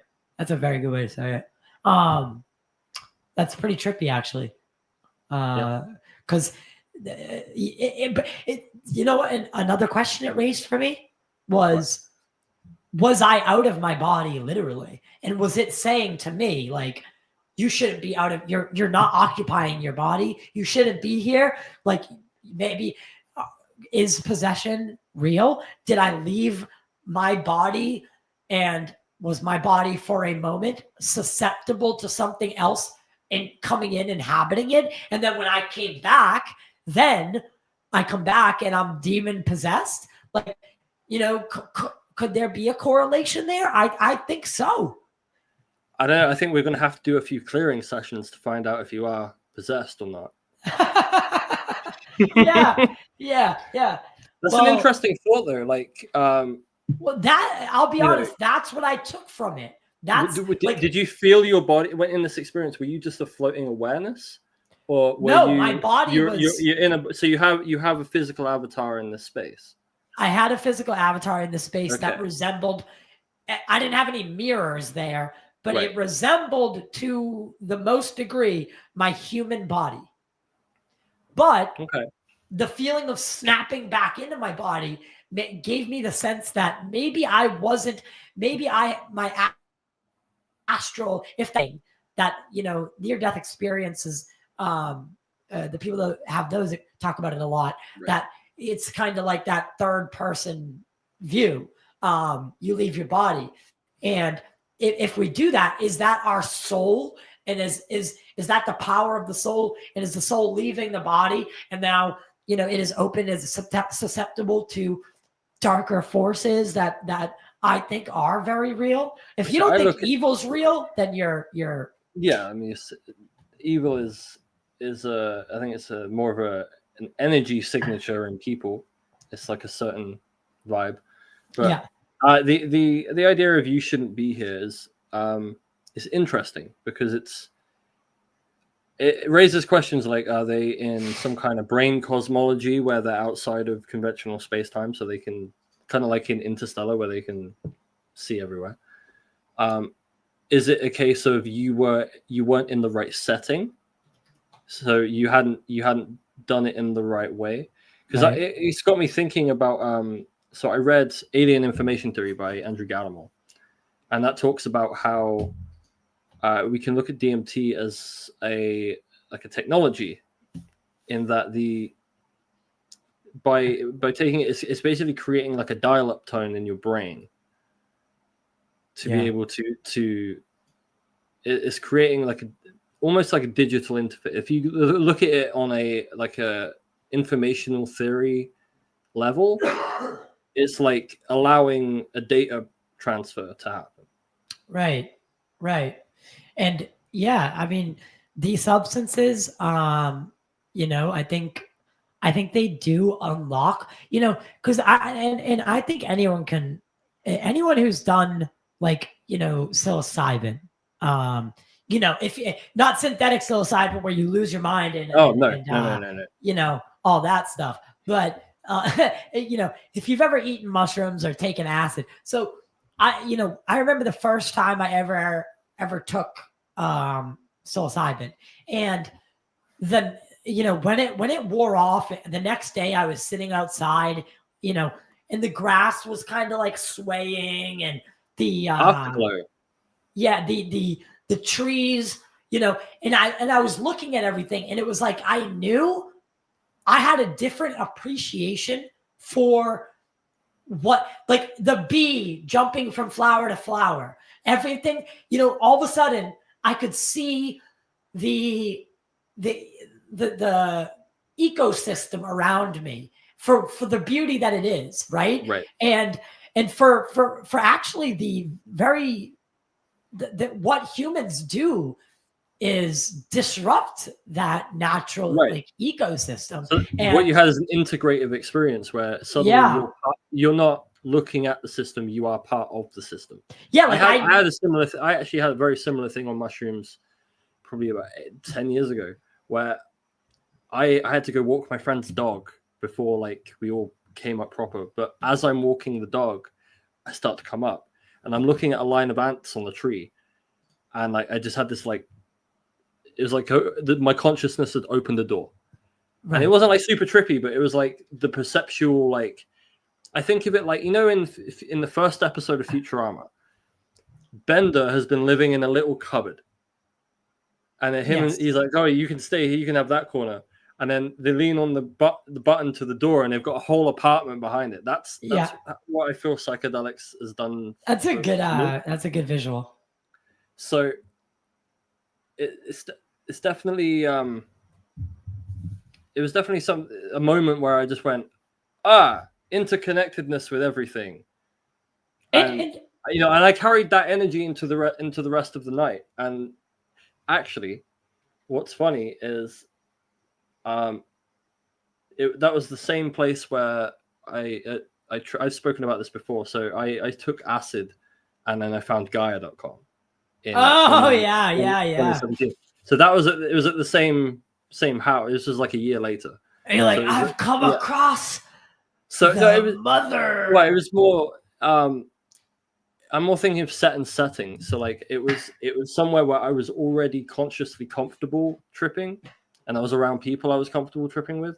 So to have that kind of come up in an interconnected moment, it felt very natural. Because I was in a very comfortable space. And I wonder if this gatekeeping of you shouldn't be here is because you didn't, and I don't know what the circumstances of your trip was, but whether it was, did you do it in like a spiritual way, or did you do it in a I'm getting fucked up way? Yeah. I feel like that matters. It does matter. It does, because I've done DMT on multiple occasions, and you're onto something there, because there's a reason why when you take hey, I'll tell you one last funny story before we move on. When I first moved out of my parents' house, I didn't go too far. I moved down the street into my brother's best friend, his house. and they had a fucking pig. And I'm not talking about a teacup pig. They thought it was. And this thing was it became a fucking hog. And I was home alone one night, and I was like, oh, dude, I'm going to watch Supernatural. I'm going to eat this tab of acid, and I'm going to have a fucking great night. I was so pumped. I get home, and I'm the only one there. It's just me and Piggy Smalls. And I took the tab of acid. Yeah, that was the pig's name, Piggy Smalls. Shout out Keenan Parlin. You know it. So I take just the you acid. And your hog. Yeah. But I take the acid, I start tripping. And you know how they say like animals will know when you're high or something? Yeah. I can unquestionably say that I believe that wholeheartedly, because as soon as I started tripping, this pig started charging me. When I'm like charging at me dead on. Like I was jumping to the top of the couch like this. And I'm like, what the fuck is going on?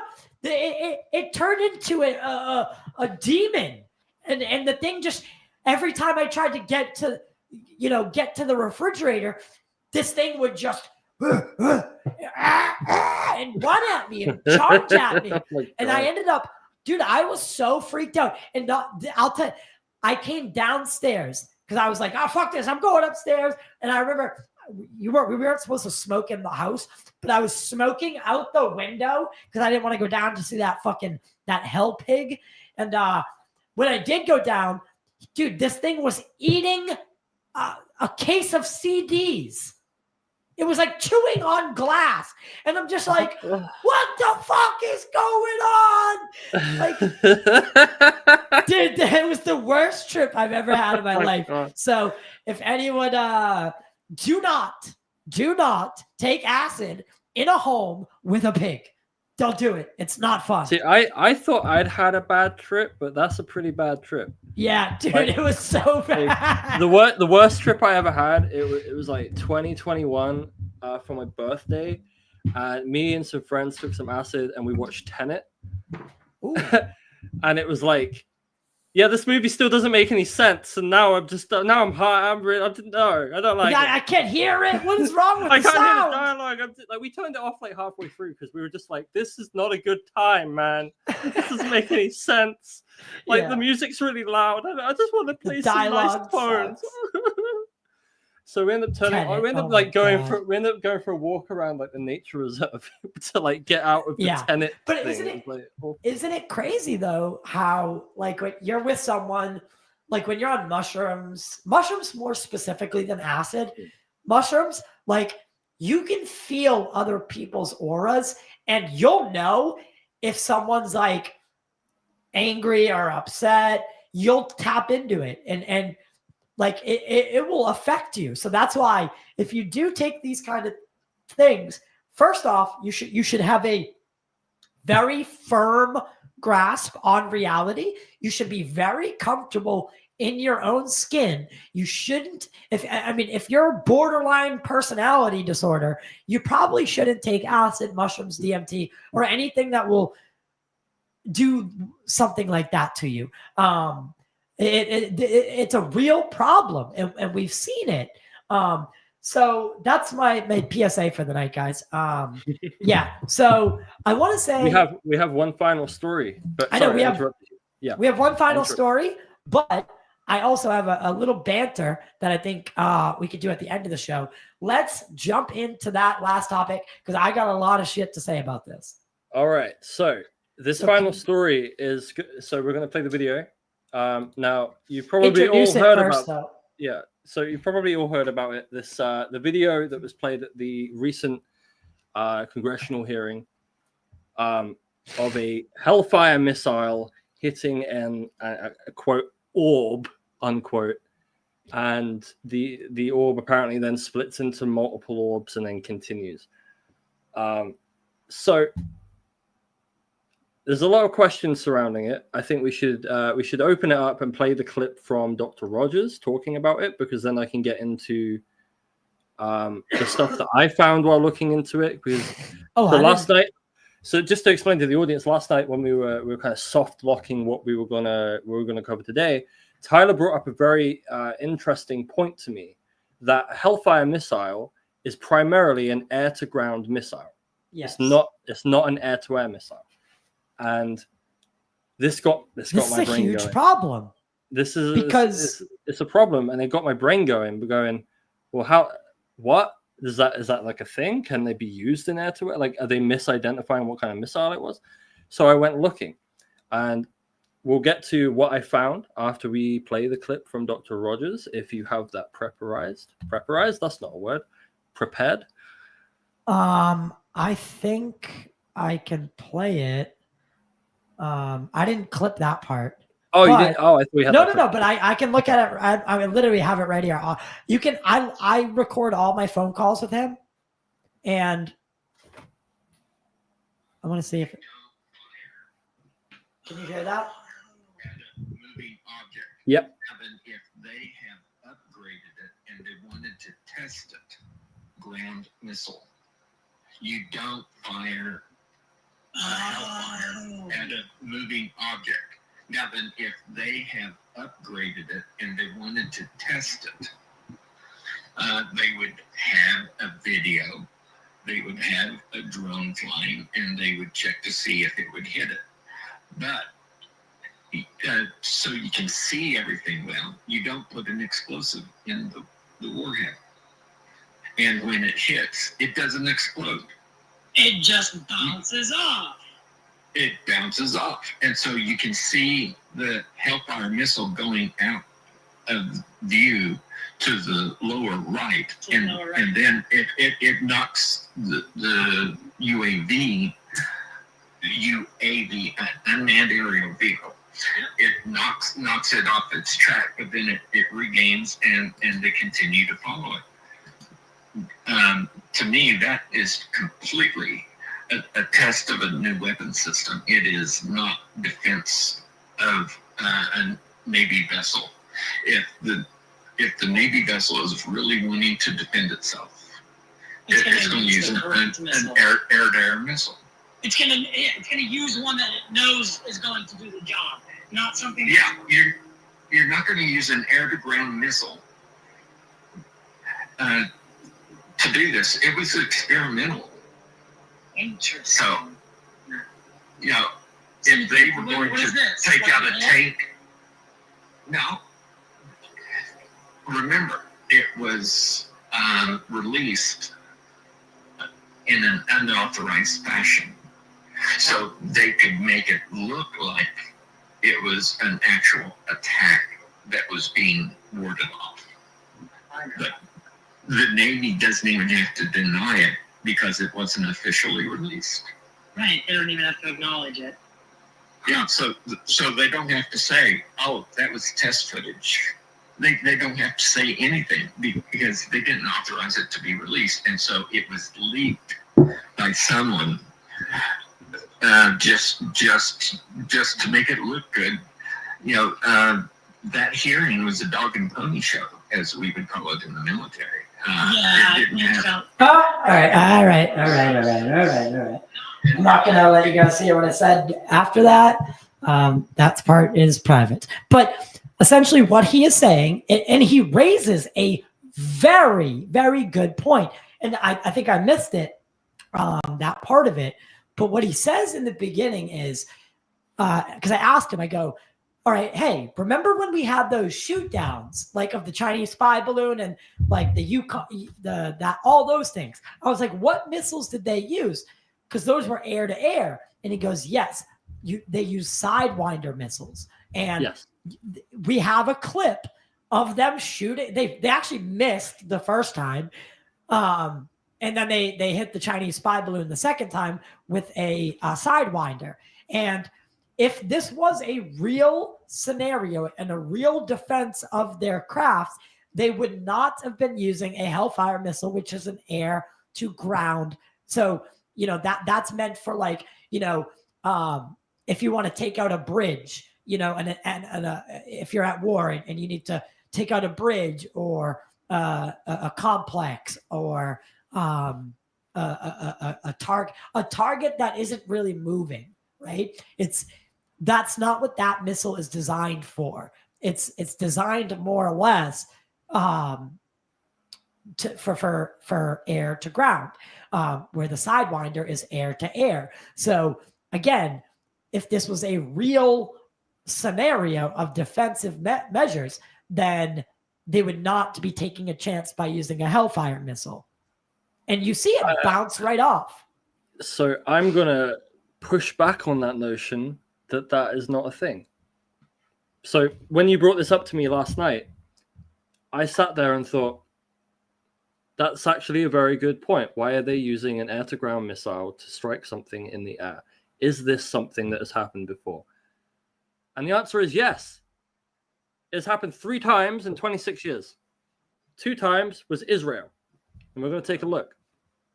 So, where is it? Which article? So here is an article from May of 2001. So, Israel shot down a Lebanese civilian plane, a Cessna 152, for flying towards Israel. Bear in mind, this is pre 9/11, so that's an interesting thing to note. This is pre 9/11. Israel shot down a plane for entering into restricted airspace. They used a Hellfire missile to do this, which is interesting. And it could just be that's what they had on the jet or the helicopter. I think it was a helicopter. But it proves that you can laser designate this ostensibly an air-to-ground missile, and you can laser designate and hit something in the air. So I continued looking, and I found one other instance of it happening, and that we have the video. We have the video of it. I actually have video of it. We have video of a Hellfire missile being fired at a drone. So moving.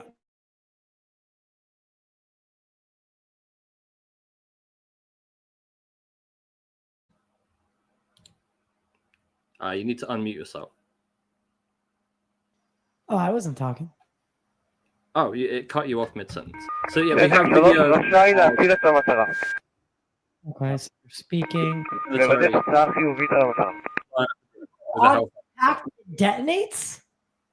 Sorry? But you see how on impact it detonates immediately. Well, this is what I'm going to get to. So that's striking something hard. Whereas I from what I think the so what I think this one, that was just what we just watched, that last scenario, that was air to ground. What this? It keeps muting every time I play the video. The last thing that it showed looked like it was so this right here is very much air to air. These ones. These are very much air to air. So you have permission to engage a target. Boom! Look at that fucking explosion. So right. And then you see all the debris falling down, you see the drone banking away. So another air to air. This is air to ground though. Right here.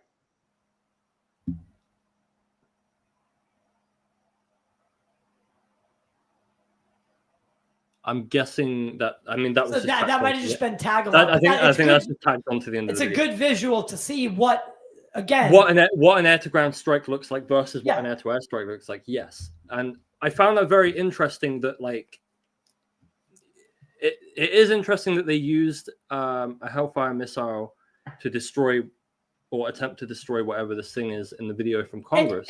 And I want to preface all of this. Everyone knows that Burleson is a good friend of mine.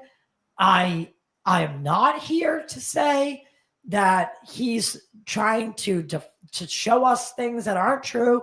I'm saying that I think that these videos are being brought to them and Oh, being they serve a political purpose, absolutely. Yes. So I am a huge fan of Burleson and what he's doing. I really am. He's a great guy. Do I think the hearing was a dog and pony show like Greg does? No. I think Greg's a little salty. If I'm being honest, I think he's salty that he didn't get called to testify. But I mean, that's neither here nor there. And like I said, I will say these kind of things about, and Greg's like a family to me. And that's what I said. Can't be honest about it, then it's like, what are we doing, right? If right. we have to play the politic game. Oh, I don't want to offend this person. But he does say this. He does say this about this video that we're about to watch, the congressional video. He said that again, and even if it is a Hellfire missile and it's being shot air to air, it doesn't impact. I mean, it doesn't, there's no kinetic engagement with, like, there's no explosion. And that is not indicative of a Hellfire missile and what it does. So this is leading him to believe that this was a test of some sort, that they did not actually put a charge inside of it. Because on impact, it should have detonated if it was a Hellfire. Well, it depends what it's hitting. So this is where it gets into, how does a Hellfire missile designate its target and know what it's aiming for? And it's primarily a laser target. Now, I'm going to pose this question. All the people that think that this missile was fired at some kind of UAP orb anomalous thing, tell me how an orb, how you can get a laser designation off of something that is not reflecting in a way that's normal. That doesn't, it's not a reflective surface. Generally, this gets into what I was saying earlier about like what we think of as an orb and what's a light. Now, you're muted, sir. I said, oh, that's why you brought that up. Yeah. What is an orb? Yeah, because it's... So that does raise a good question. So how are they laser designate? If they are able to laser designate a Hellfire missile onto this object, then it is definitely man-made, because you need a reflective surface to be, and something that's actually reflecting in a way that isn't bending. It's not like a torsion field. It's not like some kind of EM drive that's going to bend the laser designate. Okay, I'm going to disagree with you. Yeah, but I'm going to disagree with you, because let's say that these craft can become physical. But would that not be reflected in the visual that we have, instead of it just looking like an amorphous block? Like, because the way it looks is it changes shape upon impact and kind of rolls away. Now, if that's some kind of anomalous EM bubble or something, you can't get a laser designate off that. So my personal theory is that it was a balloon array, kind of like the Chinese Yukon balloon, probably a different kind of setup.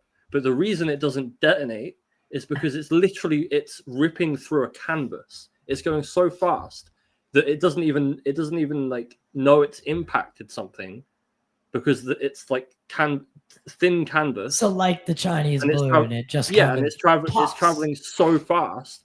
And then you've got the parallax. So here's the other thing: the reason it looks like it's moving is parallax from the drone. So like as the drone is flying and it's moving, it's banking around this object that's now falling, the parallax between the camera and the falling motion of whatever this thing that just got hit with the missile makes it look like it's translating forward, but it's not. It's just, it might be translating forward, but I think it's more of a parallax issue, and that the missile just went straight through the balloon. Because you even see the missile kind of changes direction slightly after coming out of the other side of the balloon, like it's kind of off to the side.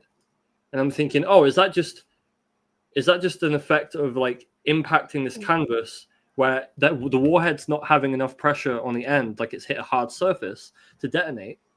Like, is this missile programmed to detonate upon reaching like a 0 point on the laser designate, or is it like something that's impact based on the actual cone of the missile?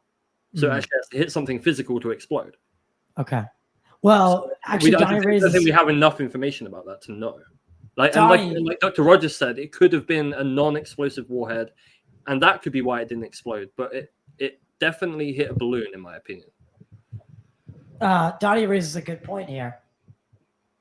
So Corbell in a weaponized episode made the comment that he has seen it. And again, if this is, if you believe what Corbell is saying, and I think Knapp said he also saw it, that there's 5 more minutes of this orb or whatever, this target, let's just call it, this target continues flying for like 5 more minutes and does not go into the ocean like we're being told by some of the debunkers like Mick West and even Greg for that matter. And so what do you say to that? Do you just say that's speculation? Show it to me. I say show it to me. Like, I am not going to blindly trust these people, primarily because of the support of Bob Lazar. If I'm going to be brutally honest, it's because of the propping up of Bob Lazar in terms of making the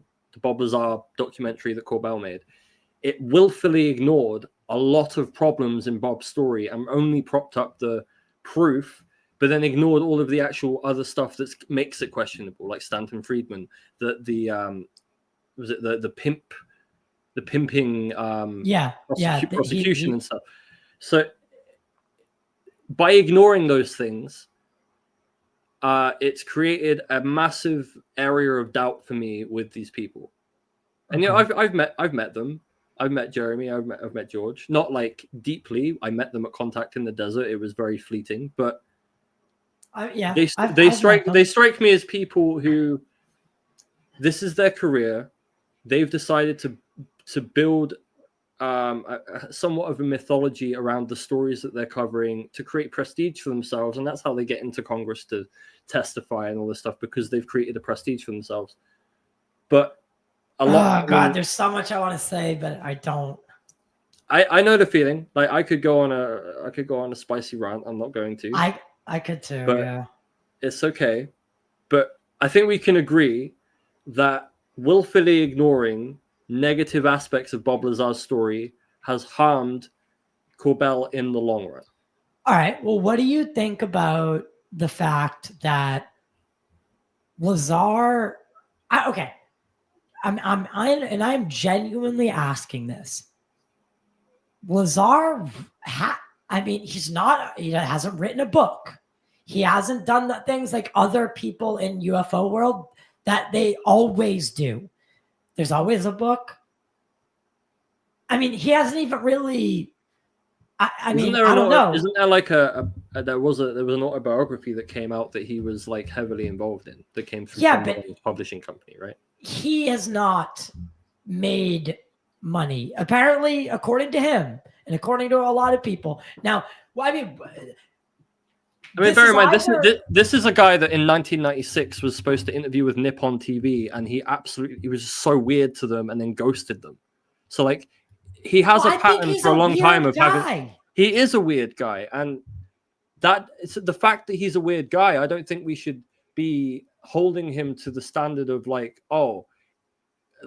normal person in this situation, because he is demonstrably very weird, and he's a very smart dude, but he can also put jets on a car, and you can also do all these things. A rocket car does not a UFO witness make, Okay, but this is, you don't, now hear me out on this. Again, this is, I like where listen, I like that we disagree.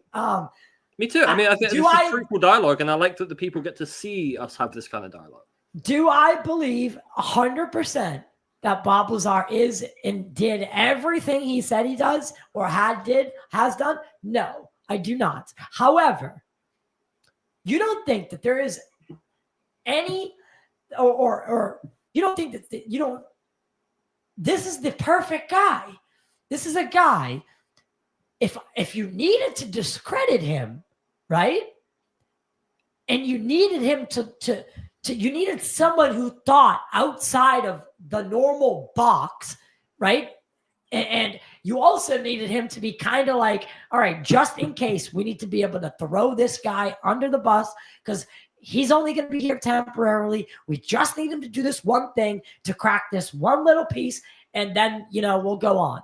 Like, we don't know the whole story. And I think it's very plausible that after his article after the article in that Sandia Nash or whatever that story is, I can't quote it verbatim, but he's on the front page, and he builds a jet car, and Los Alamos? also, Los Alamos, and that he was, in fact, now he might not, maybe he did embellish his school history, maybe he did, right? But I don't think that is also indicative. But I could go on a tangent. Okay, so to give balance to the other side, the one thing with Bob Lazar's story that's always given me like 1% space in my brain that he knew something is the fact he was able to take Gene Huff and people out into the desert and know when these test flights are going to take place, and film them. That is interesting. Like, it is. But it's not impossible that someone could have told him. It's not impossible that this information could have come from somewhere else. And he was like, "Oh, guys, yeah." I mean, it could have come from John Lear. It could. I mean, he could have found out like what the flight times for Janet Airlines were, and then extrapolated out that there's a gap in the flights. Maybe they're doing test flights at that time. And then he goes out, sees it, and then goes, "Hey, Bob." And then Bob goes, "I'll take people out there." I feel like there's a lot that we don't know. There is a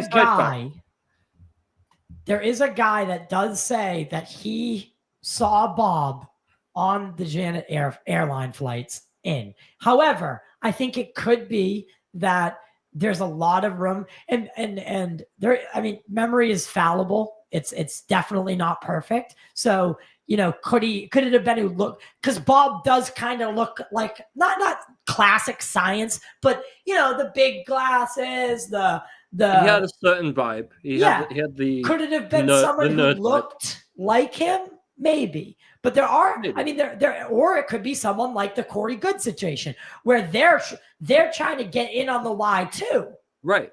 And in Corey Good's situation, do we know he just that was this stupid. person was actually on Janet flights? Or is this someone just saying, I was on a Janet flight?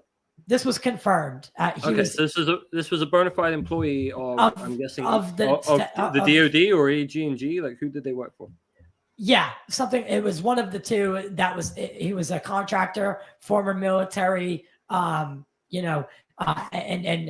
was verified to some degree. We'll put a pin in this one. Put a pin in this one. Yeah, we can. It's one of those timeless stories that you can always come back to and have a discussion about, because there's a lot of facets that are just fascinating.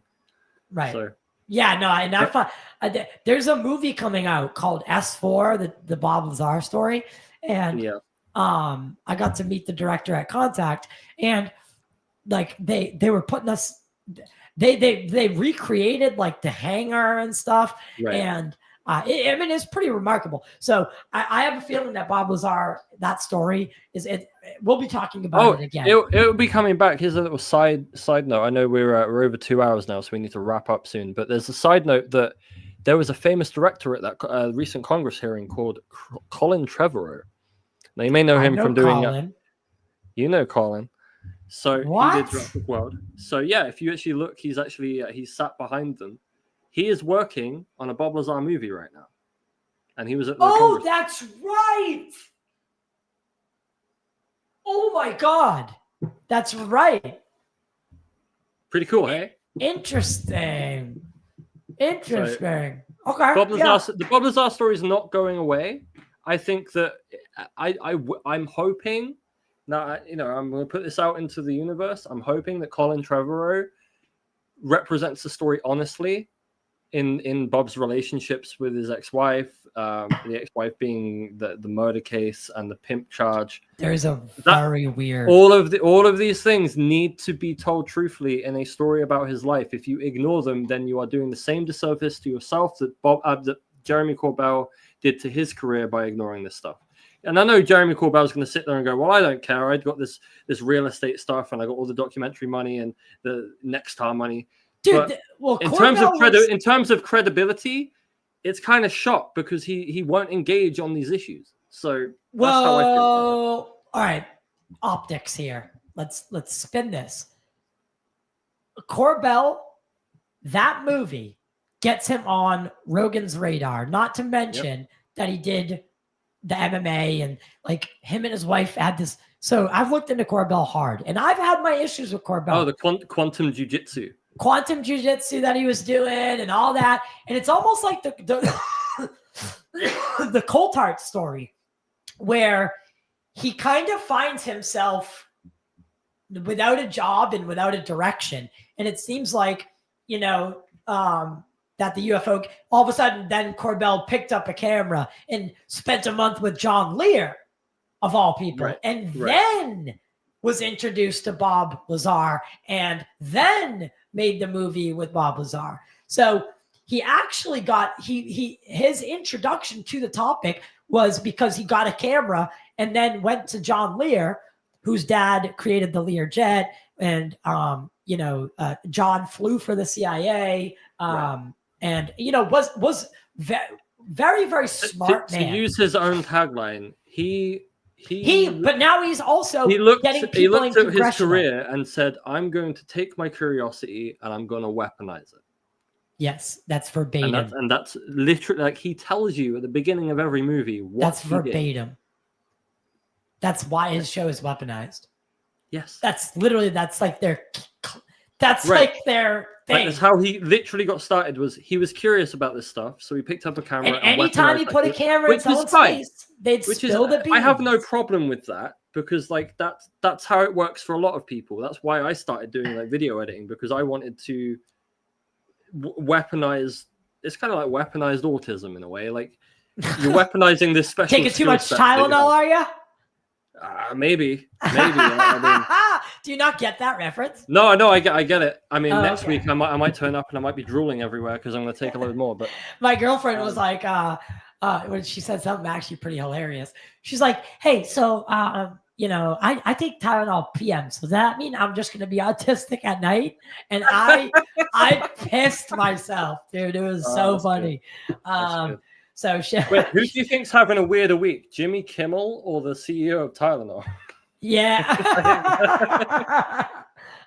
And guys, I will say this, just because it's not in the topic list this week, so we are not going to pigeonhole ourselves and put ourselves into a corner with this show and only talk about UFOs and the paranormal. So expect to have a range of topics. Yes, we are going to be branching. We thought for the first episode, because it's primarily a UFO based show, we would start with a UFO episode, but we will be branching out. There's plenty of things to talk about. I can talk about my weather work. I can talk about secret space people. We can talk about science. We can talk about politics. There's a whole universe out there for us to talk about and disagree on. So yeah, absolutely. Thank you. I want to take this moment to thank everybody for watching. I know we've gone way longer than we planned to.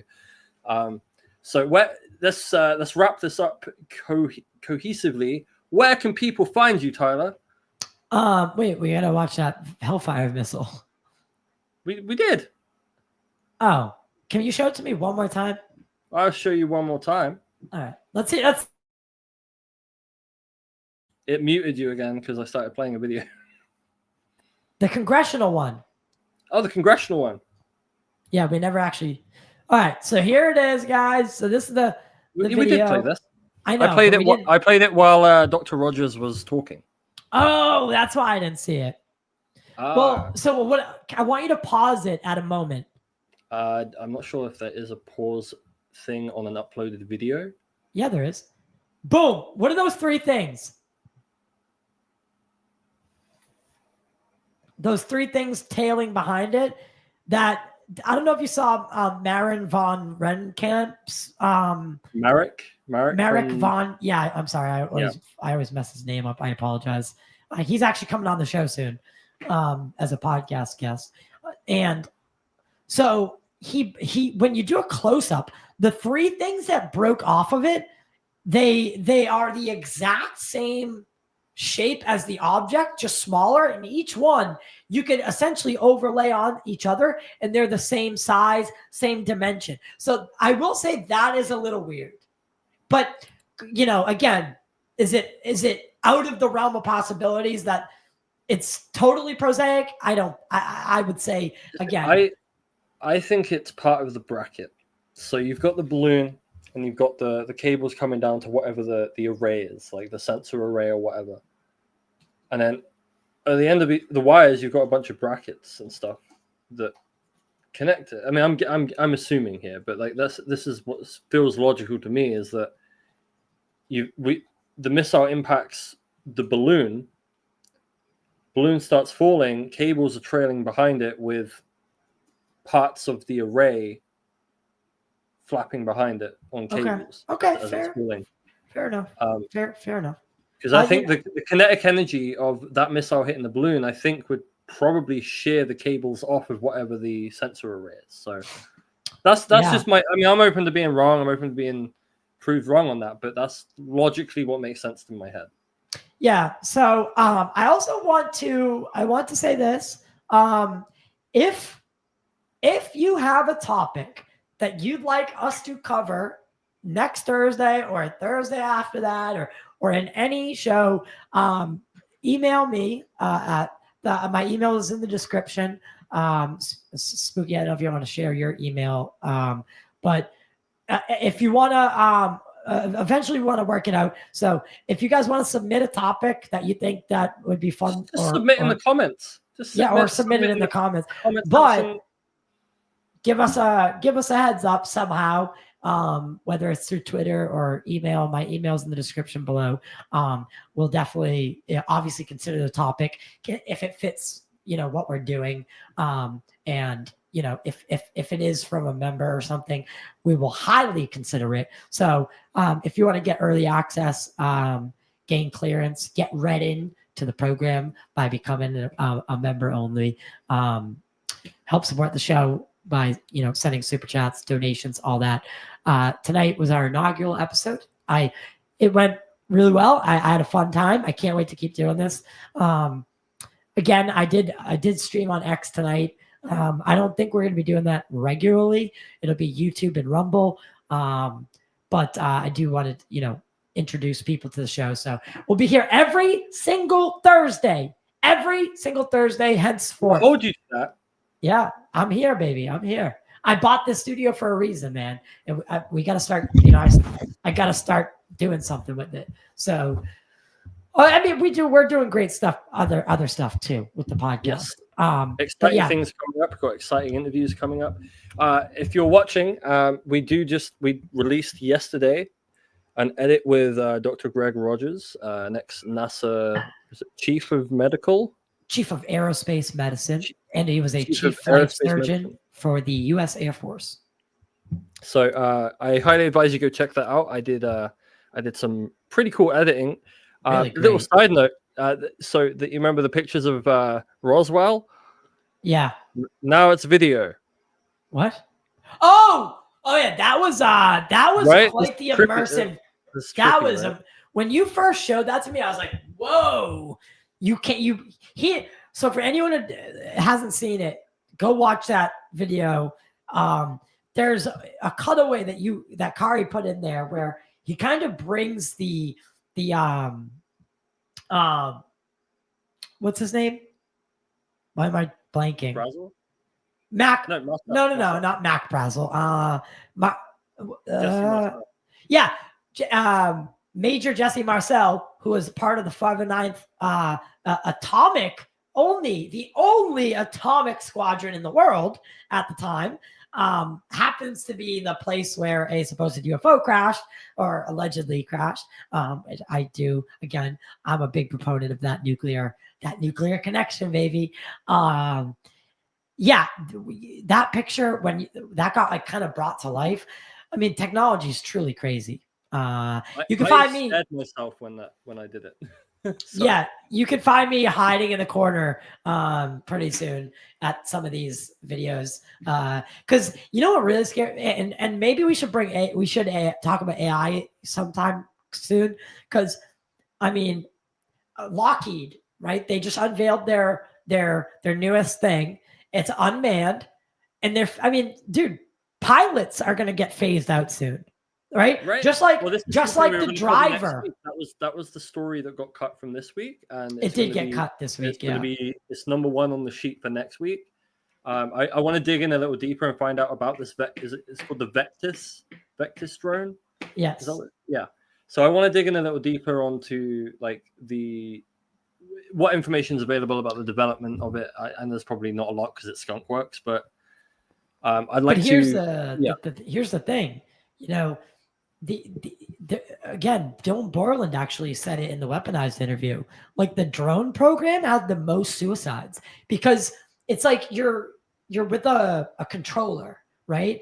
And like you're flying these the Reaper drones, and you're just you get the authorization to engage kinetically, and you know that you told them that there are civilians there, and there is such thing as an acceptable civilian casualty rate.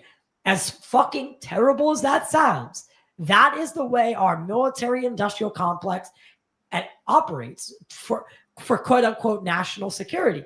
There is a casualty rate that they are willing to accept in order to subdue the bad guy. And when you pull that trigger as a drone operator, it's different than like you're in combat and that guy's shooting at you and you're shooting at him, and it's either you or him, right? It's gamified and depersonalized. Yes. And there's a large problem with AI and what it's going to do to us. It is going to dehumanize these kinds of things. And, now this ties into the Jimmy Kimmel thing and the Charlie Kirk thing and every goddamn shooting that continues to riddle the United States. It is beyond me that we have become so normalized to people walking into schools, churches, and other gatherings. I will not go. I will never, ever go to another New Year's ball drop event. I will never go to another open field celebration. I just do not feel comfortable in crowds these days. We are becoming so divided by the media, and it is sickening what is happening. When Jimmy Kimmel becomes the picture of free speech, we have a fucking problem. We have a fucking problem. Vote for Tyler 2028. Yeah. I think I am going to be able to voice some of my concerns here, and for sure. I am going to like this. It's did I agree with Charlie Kirk on everything? Absolutely not. But we'll get this. You can find me Disclosure Pod on Twitter. Charlie one day. That would be cool. Yeah, I would like to do that. Disclosure Pod on Twitter, YouTube, Total Disclosure on all podcast platforms. Like I said, make sure to like, share, subscribe. If you can, help support the channel monetarily. I'm also covering the MUFON Symposium on October 5th. I will also be speaking at the MUFON Symposium for Massachusetts. Gene Sticko's in the comments right now. It's an event that he's helping put on.